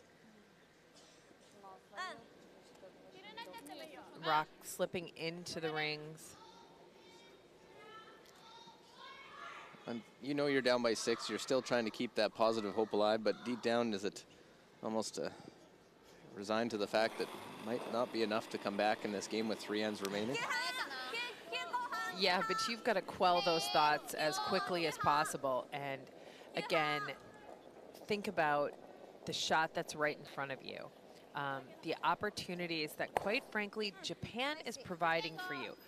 Japan is up by a ton of points. They've got 3 rocks in the rings. Those stones have got to start being the friends to Team Russia. Tap those back, snuggle up next to them. Here's again, we look at the statistical analysis on the front end. Galina Arsenkina, 20% better than her opposing player, Nakajima. So full advantage to the Russian front end statistically in this game. Well, trying the little tap and roll. Well, leaves the yellow one in play in a position they can use. Yeah, that's a great shot.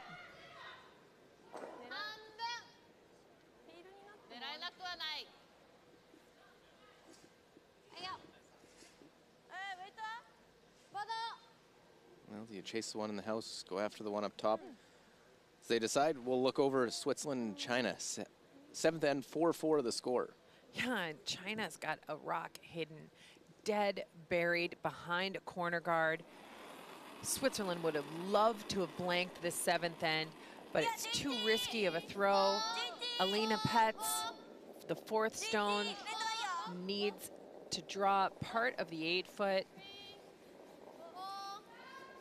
Melanie Barbasat and Esther Nunschwander, the front end, are right off this stone. Will it come to rest in time? It does, just in the back of the forefoot. Switzerland forced to a single point, and they've got a 1-point lead as they head into the 8th end. We'll keep you apprised of the going on of that other qualifier game. Japan hit and rolled off that red Russian stone in the rings. Over the side, so they live 4. Again, if Japan holds on to win in this game, they would play Sweden in the semifinal. Just a little tap, a little heavy on that. Yeah, just a hair heavy on that shot. But you are starting to move the rocks to the back of the rings.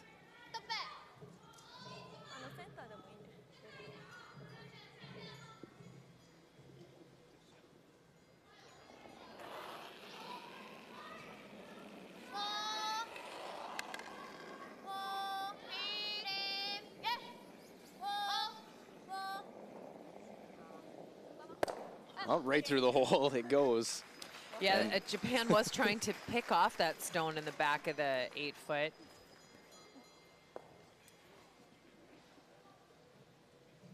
Либо пока просто завезем. Мы потом не успеем разгрузить все остальные. Well, for Russia at this point, you have to leave those stones around.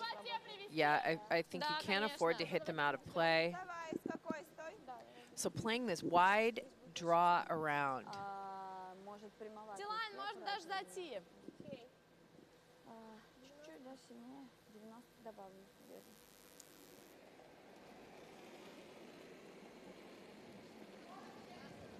An opportunity for Brizgalova to put some pressure on Japan. Побольше. Внимательно. Have them make the finesse shot. Галя, тихо до конца. Норма вес. Давай, давай, давай, давай, давай, давай, Галь, ниже. Line looks great. If they've got the weight, sit right up above, biting the forefoot. Super shot. That's a very nice finesse shot. Great touch. Look at the numbers. There's where the swing starts. Here's where we see the swing. 95% overall from Matsumura, 100% on draws, 93% on hits. Just an incredible game for third stones for Japan. And Brizgalova was right at the top of the thirds all week long, and really a key to this Russian team and sort of showing where they are in the score-wise, down 9-3. Yeah, and certainly Brizgalova not having a bad game by any means. But how do you keep pace with a third that's playing out of their minds? Да.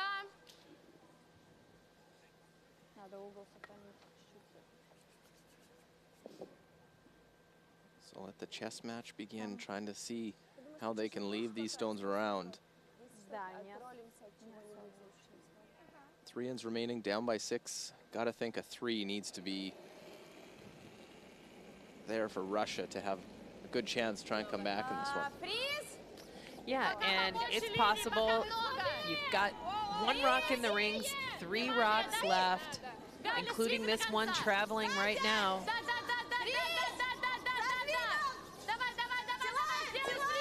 Got to get this all the way down to the back one in the back 8-foot. Line looks great. They go down, lie second and third. Brizgalova, 2 big shots. Great sweep.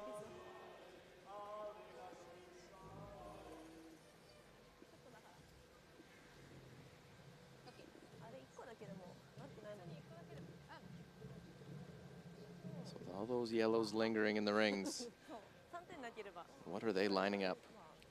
Kitazawa really wants the run back. That's the primary call. Drive that yellow stone back onto the red one, remove it from the rings. She is looking to maybe get a little more production out of it than that. The back end for Russia, continuing their smiles. And that's great to see, because you've got to enjoy just trying to put the rocks in play, get them in powerful positions. Well, again, big weight for Kitazawa. Run this one back, and we'll remove that red stone. Still, look at those yellows. Gonna make it tough as you see 4th stone comparison. Yeah, and this is the story of the front end and the back end. Ikui Kitazawa at 91%, absolutely destroying Alina Kovaleva statistically. Impressive work from 3rd and 4th stones for Japan. And Kitazawa's numbers include a missed draw for that 3rd point, so it could be even higher. Yeah, I mean, I think if she had made that wide open draw as well. Goes back to the 3rd end. Russia's gonna take some time to talk about this one.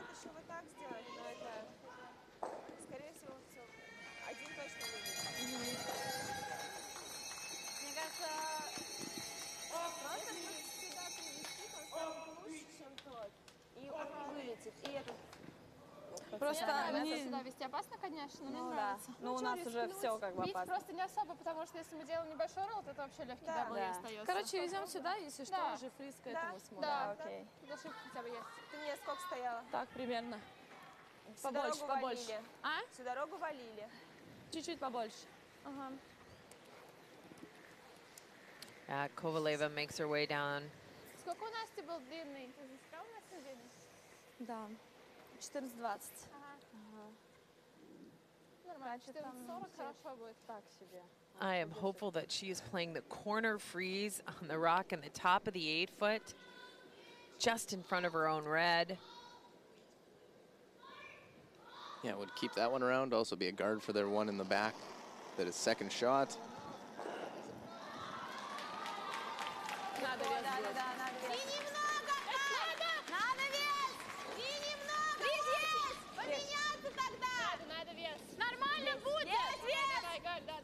Line's looking better for this freeze. They need to hold the line here. It's over curling. Real big hold. Try and get it on the corner of it.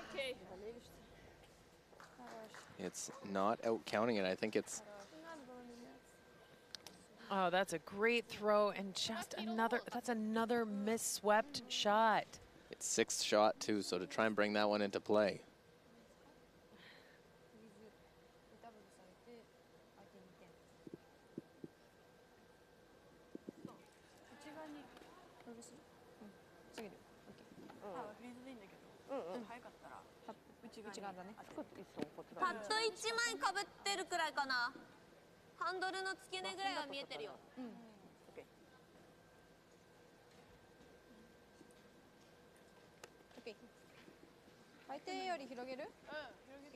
Well, decision there. Let's look over and Switzerland and China in the eighth end.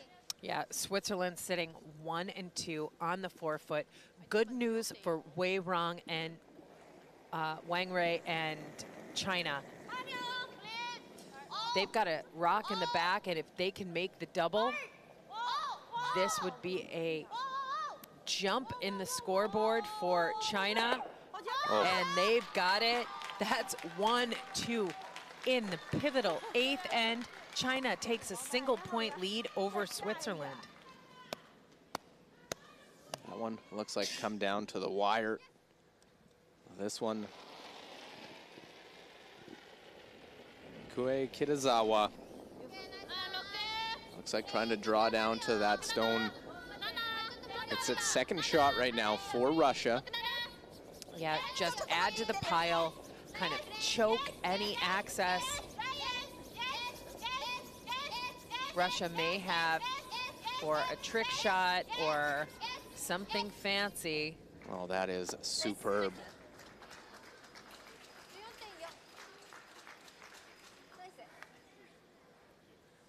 What does Russia have? Any chance of trying to bring two into play now? No, not once they misswept that corner freeze.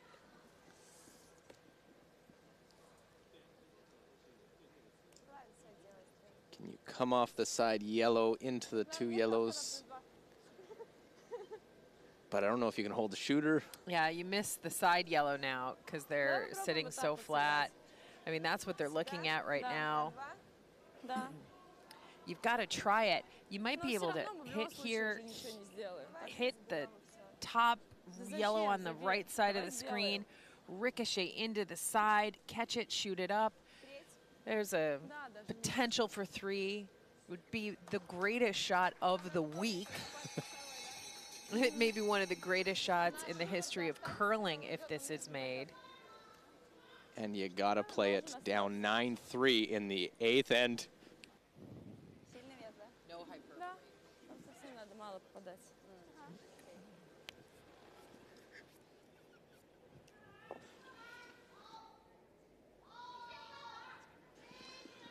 Let's not miss it.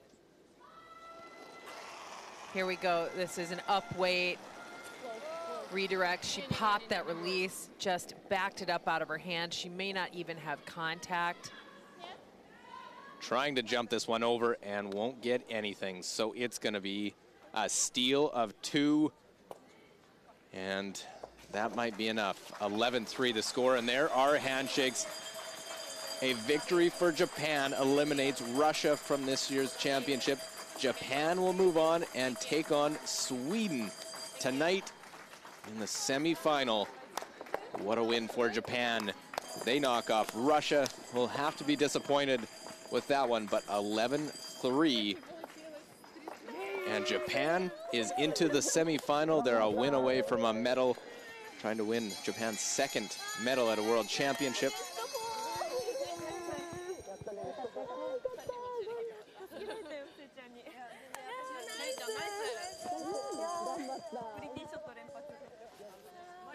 A team with only one player for being to a world championship before.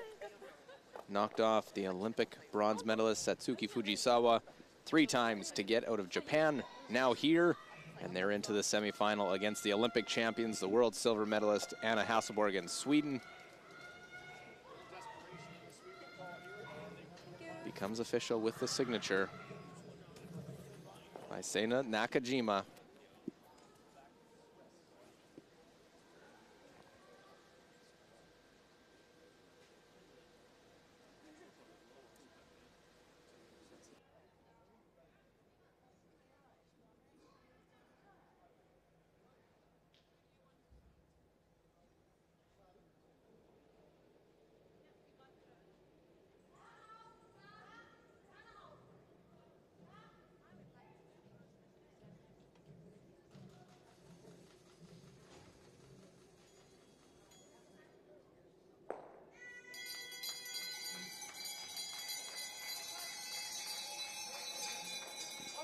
And we will jump over, continue our coverage of these qualifying games.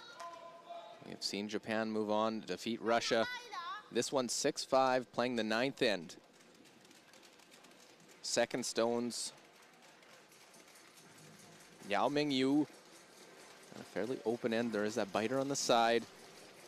Looking to make the double. 6-5, Switzerland with the hammer. Obviously looking to try and blank the end. Well, miss the double and roll over. Switzerland in a position where they could try and get their 2 there.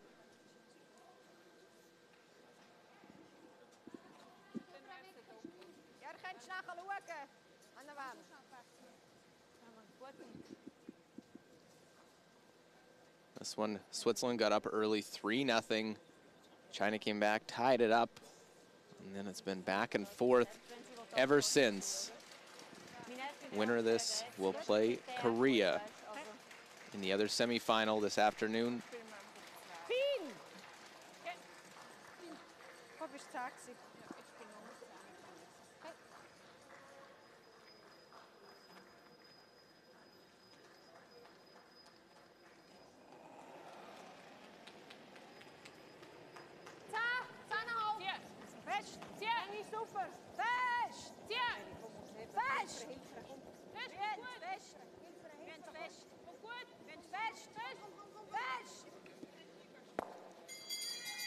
Well, they decide to hit and roll to the center line.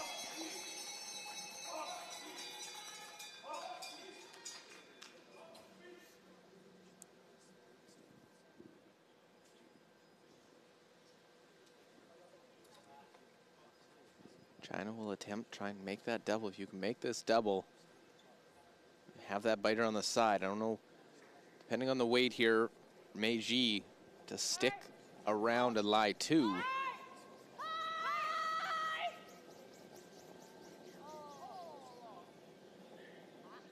Well, they won't make the double. They'll nose it. Continue to trade shots back and forth.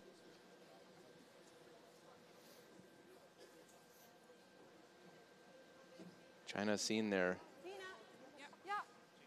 rival out of the Pacific Asia region already qualify for the semifinal. The other one, Korea, got the bye straight to the semis. So all 3 qualifying. 2 are in the semifinals. It's been quite the growth of the game in that region. Korea and Japan medaling at the most recent Olympic Winter Games. China trying to get there as well, taking on Switzerland. Silvana Tiranzoni skipping, throwing the 3rd stones.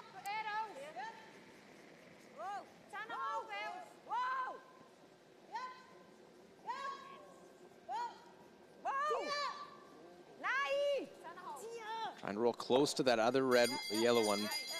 And they will roll right over, sit just in behind it to lie 2.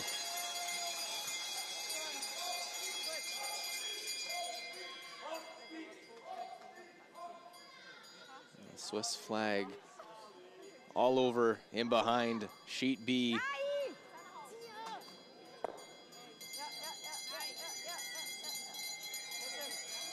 Oh, very nice roll over to the side.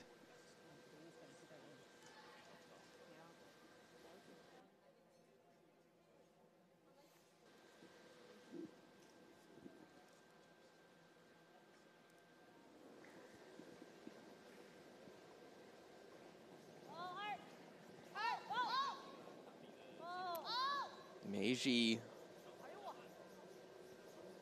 trying to make the hit. Will catch it thin. And now can hit that top one. You can roll in a little bit. This might even leave a chance that you give a double to China to see what they do, trying to position yourself. Would Switzerland rather score 2 to go 1 up into the 10th end, or try and score their 2? Will be decision time on that for both sides, but you got to make the hit and roll first if you're Tirinzoni.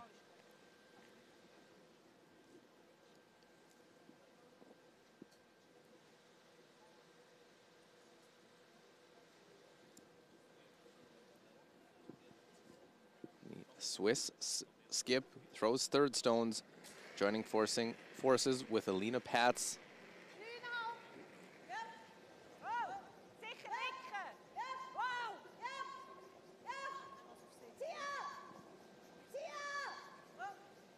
Well, the hit, and will roll right over into the 4-foot.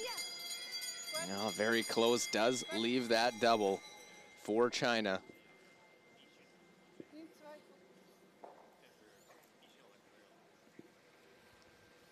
Double is available now.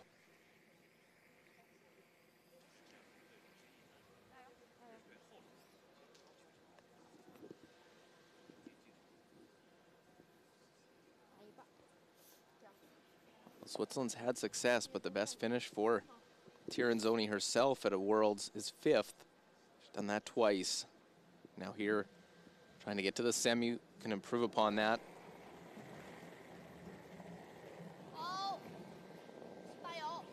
Wang Rei, no stranger to the Worlds herself, trying to make this double.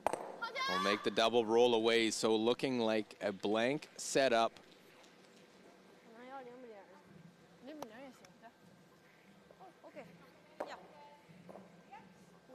Alina Patz gets a chance to throw this draw.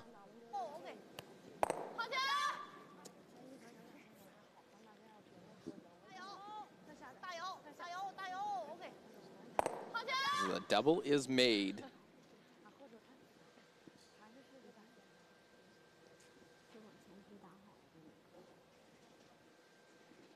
Alina, a 2-time world champ. She was an alternate in 2012. Switzerland winning the world title. Also won it as the skip in 2015. It was the start of 3 in a row. Pardon me, it was the middle of the 3 in a row by Switzerland.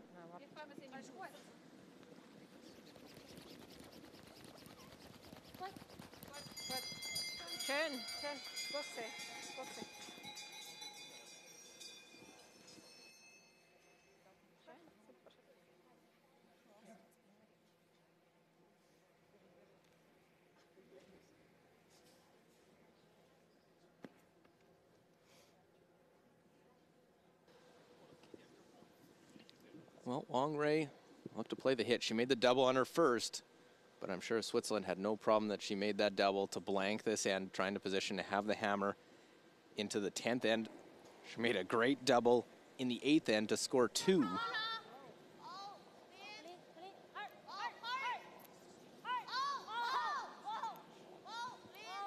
Again, winner moves on, loser is eliminated. Here is this one. We'll go right on the nose. Patz will look to try and retain the hammer into end number 10. A lone game left out on the ice. 3 of the 4 semifinalists are determined. Alina Patz been to that final stage, winning obviously in 2015. Wants a chance to win another one. China never won, pardon me, has won. Wang Bingyu winning the world title in 2009. But it's been a while. 10 years since they've won. And this to blank the end, retain the hammer. And there it is. So a blank 9th end. The strategy works for Switzerland. They have the hammer coming home. They'll look to score 2 to try and get to the semifinals. Ich würde im Fall, wir haben aufgeschrieben, dass es immer gut gekommen ist, wenn wir auch hinter unsere Corner gehen.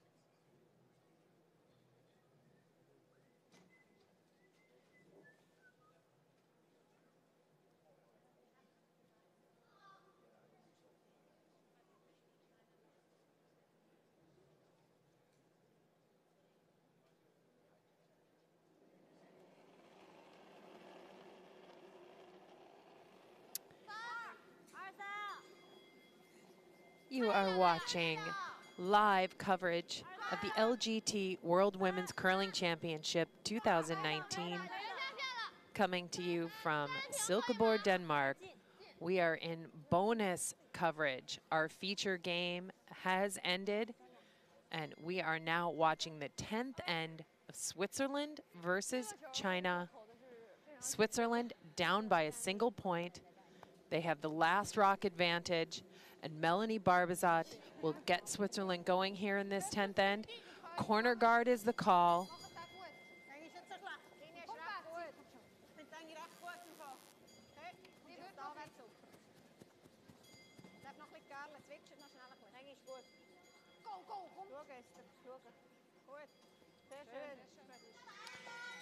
And with her predictable prowess, lands that corner guard right above the LGT logo in a very usable position for Switzerland.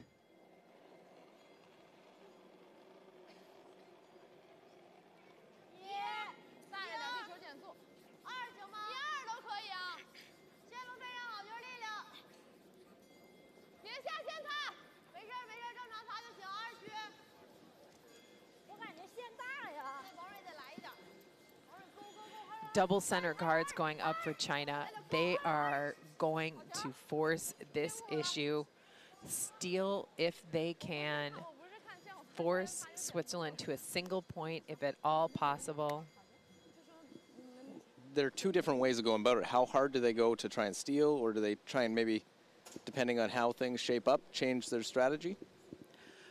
Well, I think you have to go fairly hard for the steal, and knowing that if you come just short of the steal, you force to a single point.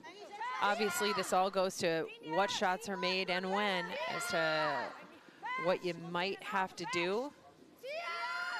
This one from Melanie Barbazot, though, coming up short, wrecking on that tight center line guard. Gives a little bit of control to Team China.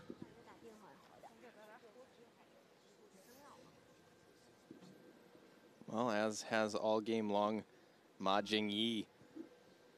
Got those two center line guards up. Yao Mingyu now.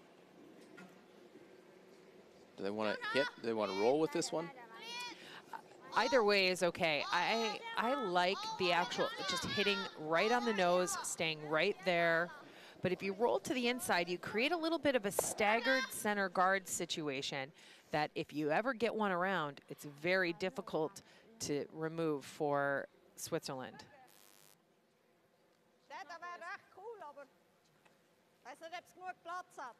Rechte mittlere. Es ist, wenn wir die mittlere Garde aufmachen, ist das eine blöde Idee? Ich glaube schon, oder? Okay. Also nachher tappt sie einfach. Also ich glaube, ich habe zu wenig Platz da zum Drehen. Schnell das Timeout nehmen, oder? Können wir. Oder wenn wir das noch sparen? Timeout. Well, they will call a timeout, talk about strategy here in this 10th end. Marissa Winkelhausen comes out. She's their alternate. She comes out for the timeouts. She is a teammate of Alina Petz from their World Championship win. And you've got so many great minds on Team Switzerland that they just use their alternate to bounce ideas off of.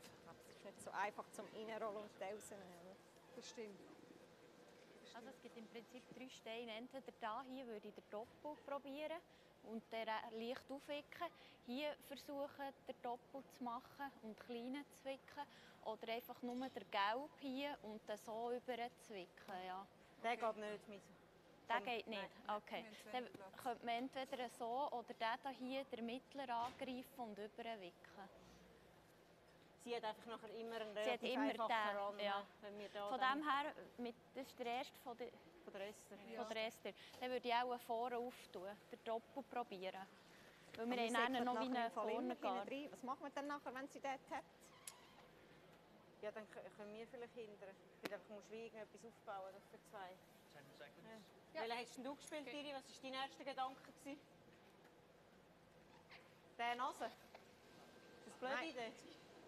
Looked like of the discussions, they wanted either try and move that one on the center line or tap the other one. Yeah, and I think the call on moving the one on the center line means you roll the shooter underneath the corner. It's a 2-for-1 kind of a shot. If you play the side one over here, you are blocking access and not allowing China to tap this stone. If you leave it right there, you've got something you can run in, even if they make that draw. But you can see that draw for China on the right side, very tough draw.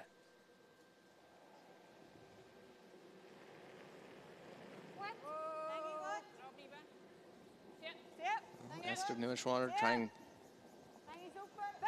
execute after the timeout.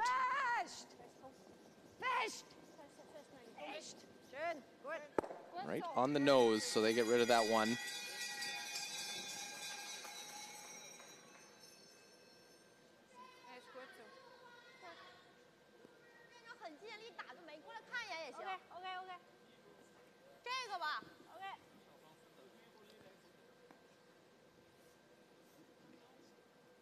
Well, nothing in the rings so far in this 10th end. Time not be an issue for either side. China 9 minutes, Switzerland with about 6.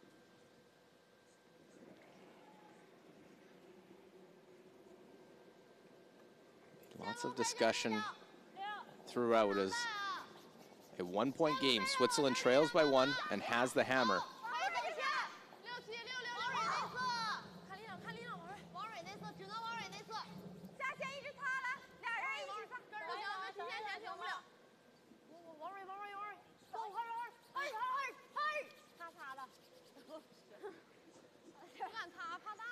Goes back 8 foot for China and will lie 1. Yao Mingyu.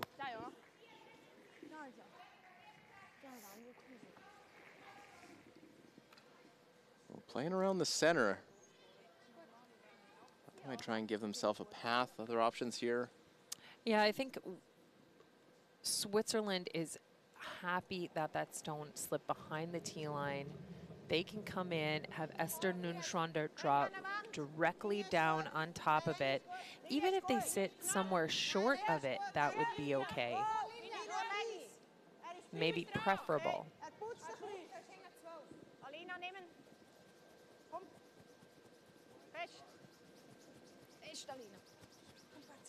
Well, they will come to it and tap it back. Yeah, creates a little bit more space in the rings. Nice shot from Esther. Solid game there, 88%. Not surprised you see the numbers, how close this game is. Obviously the 1-point difference, both as teams, 80% overall. Halfway through this 10th end.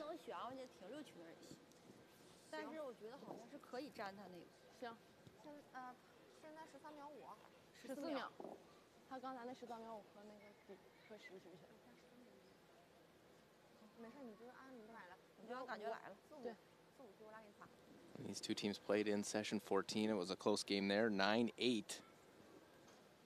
Switzerland winning that game.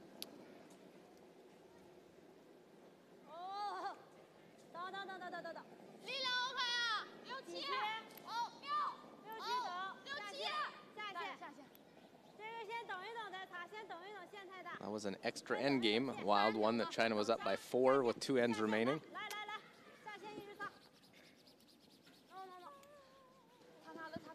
Yeah, and this sits a little wide. Could that be the difference that changes this end? Yeah, you've got to think that every shot is, the momentum's going to go back and forth, and the pressure's going to build as you get to these last stones of an end. China's got to be happy, though, that there are so many rocks along the center line, and if they ever get a good one buried, they'll be in a decent position. But it'll all go back to that shot made by Esther Neuschwander after the timeout. That stone sitting just off the rings for Team Switzerland is available to run back for the win. That's what the setup shot was. And now Silvana Tiranzoni, she throws stones 5 and 6 of every end. She's the skip.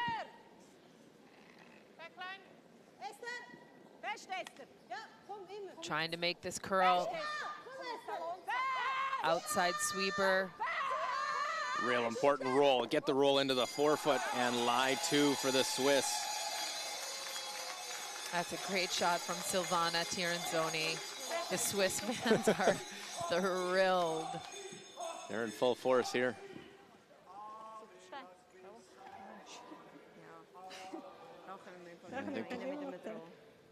Switzerland got on their run midway through the week was, I think, the point where all their fans had family and friends and fans arrived with the flags and the bells. They've been positioned behind them almost every game. Yeah, the Swiss fans travel well. They travel in large numbers. They are noisy. They've got the very supporting cowbells ringing after every great shot.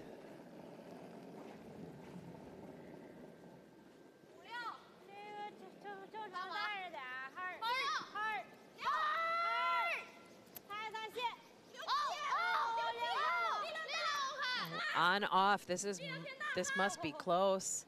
Sitting a little wide and running a little heavy. I'll tap it a hair, again, roll away. Another one in behind the tee line could be a saver. Yeah, those shots, the more rocks that build up, the more pressure is layered on. At this point now, is China all in to try and go for the steal? China's been all in since they set up those double center guards. They were going for the steal. They know that that's the best way to force to a single point, and if you get the half shot at the right time, you've got the win.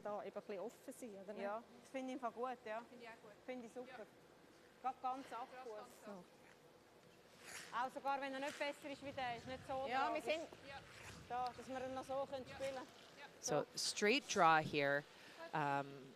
Lots of you players at home may be wondering why Switzerland isn't playing the hit and roll off the stone China just put into play. That hit and roll leaves you in the back of the forefoot behind the tee line, and China would just be thrilled with that call. They would throw a draw, come right down on it, and potentially take a multiple score out of Switzerland's hands.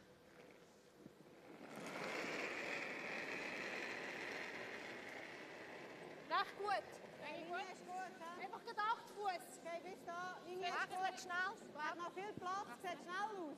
Ja, ja, ist gut. Er braucht er. Nein, ist gut. This one's running really wide. Bis die 4 Fuß fast. It's got a ton of curling to do. Ja. Ist sicher. 4 Fuß fast Tee.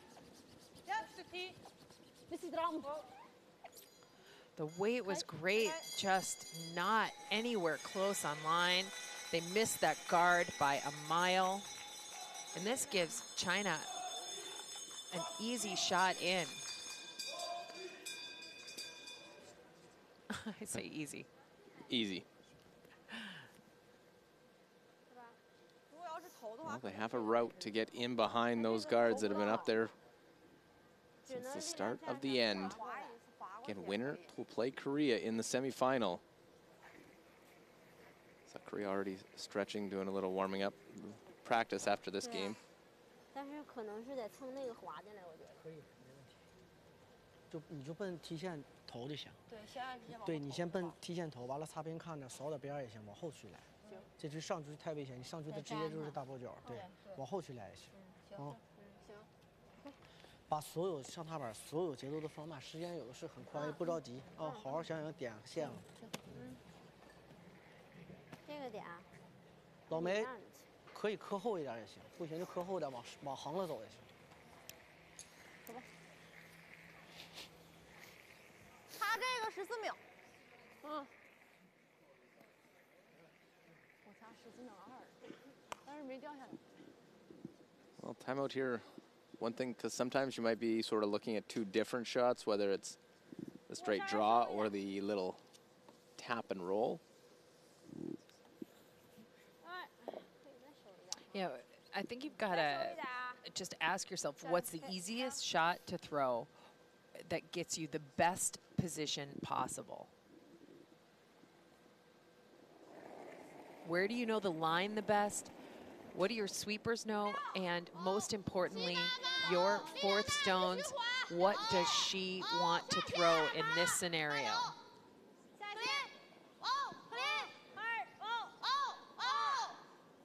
It must be close. There it starts to curl. Oh, try and get the little rub off it now. Rub, now roll it right into the pocket. Did they get it far enough? Great shot from Wang Rei.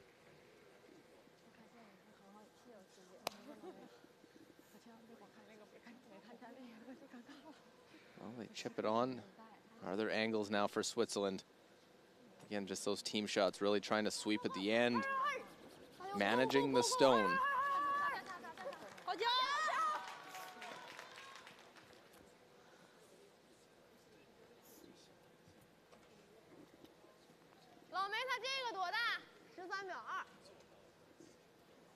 Yeah, very relaxed. I'll just lean on my room, watch it. Well, that's really all you can do. Ja, also ideal wäre leicht rein, dass wir den Innenroll haben. Aber ich muss solid kommen, mindestens. Du musst ein bisschen Geschwindigkeit haben. Also, wir machen den. Komm solid. So. Meli, da sind zwei Ja, nicht Goal. mehr. Does that red go onto the yellow? I think that's what we're going to see. We'll know when we see Alina Pet's kick. How hard is she throwing this? Is it just the hit and roll on top? Well, cleaning the ice, I'm guessing, throwing. Getting ready for some up weight. She might be planning on hitting it very thin, bouncing it out, running her own red back. That's a lot of power. Huge kick on this throw from Alina. First for Alina Petz. No, catch it thin, kick it over, punch that one right over the top and live 4. Incredible shot. Alina Petz has found her groove in the last couple of games. Super sweeping from Melanie Barbasat and Esther Nunschwander. Precision line call and sweep from Silvana Tiranzoni in the house. And Switzerland is shot stone, biting the button above the tee line. Game shot there, possibly. Now China's trying to find a way in. The winning points are in the house right now for Switzerland.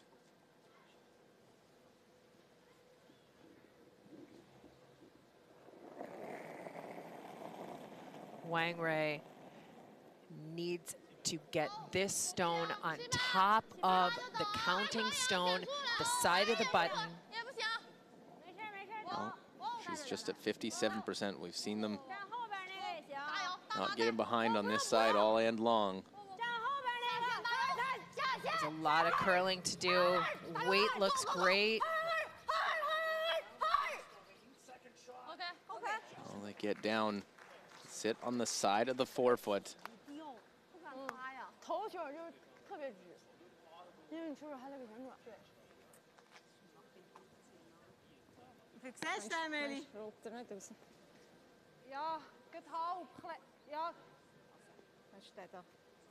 Well, she's done enough to force a shot for Alina Petz to win the game. Nein, also komm, man kann anschauen. Du siehst es nicht von dort oben. Also ich sehe ihn wirklich ein bisschen mehr als halb. Machen wir den. Der Draw ist gut. Gut. So. So Alina, after looking at all the options on one side of the ice, Für die Länge ist ähnlich. shifts her focus to the other side of the forefoot. Esther. Esther. Well, they made a long decision earlier in the end of what to play early. They left that red guard out in front. And you looked at it, thought it might be a tap. Tapping that one up. Yeah, that's an option. There was an option to go to the same side, but it's a much smaller option. Look at the space you have to draw here. You've got the entire forefoot in which to draw. You've got backing for this shot. And now, the execution. You've got to navigate a staggered port. That's the most difficult part of this shot for Team Switzerland. That one make a jump. Curl. Got to get by the front. You're by. Now it's got to sit in the forefoot. Sit down in the forefoot for a spot in the semifinal. And it does stop just in the back of the forefoot. What a great curling shot. A team shot for Switzerland. A tough defeat for the Chinese, but Swiss move on for a date with the Koreans this afternoon. What a finish. They wanted that last rock. They used it. And Switzerland looking to continue their strength in the women's curling game, trying to one step away from another medal. Yeah, very strong game from Switzerland. Exciting finish.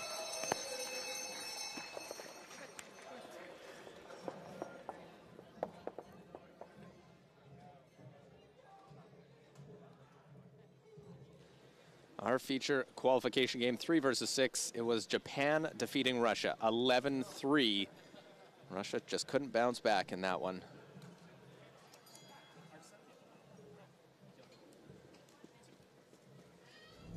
Sixth end of this game. And after a freeze attempt, just chance here.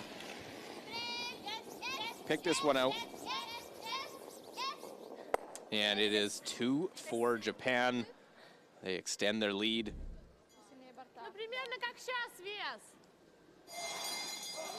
Trying hard to get through and get things set up.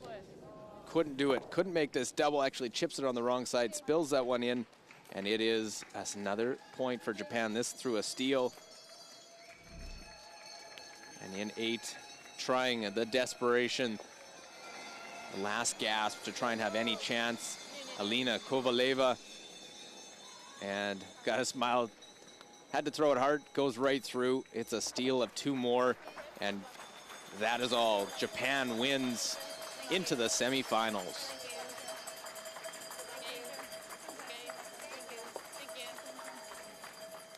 The other game, 7-6, Switzerland defeats China, 11-3, Japan defeating Russia in our feature game.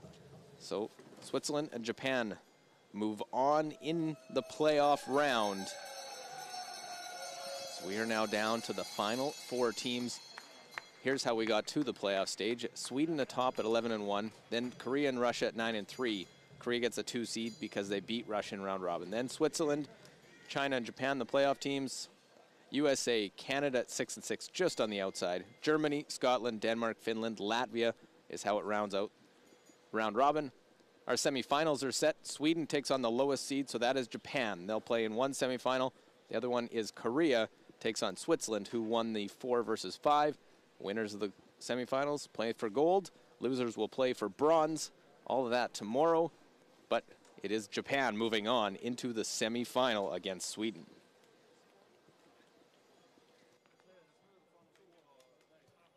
Sena, congratulations on a wonderful win. What does this win mean for you and Team Japan? おめでとうございます。今回試合に勝てたことであなたのチームにとってどんな試合になりましたか？意味がありますか？今の試合ではしっかりとコミュニケーションが取れていたので、次もしっかりつなげられるような試合をすることができました。Okay, for this game, we really had a good communication, and that's why we could play well with this communication. Kitazawa and Matsumura played their best game this week. What does that mean for your team? 北澤選手と松村選手が、今大会で一番のパフォーマンスをしたと思うのですが、このことはあなたのチームにとってどんな、意味をもたらしているでしょうか？予選と比べて2人の調子も上がってきているので、次もみんなで頑張りたいです。compare with qualifying games, their condition is getting higher and higher. So with that condition, we would like to keep fighting with that condition then. And what will you do to prepare for Team Sweden tonight? 今夜のスウェーデン戦に向けて何を準備してますか？昨日戦った相手ではあるんですけども、次の試合もしっかりショットを決められるようにチーム一丸となって頑張りたいです。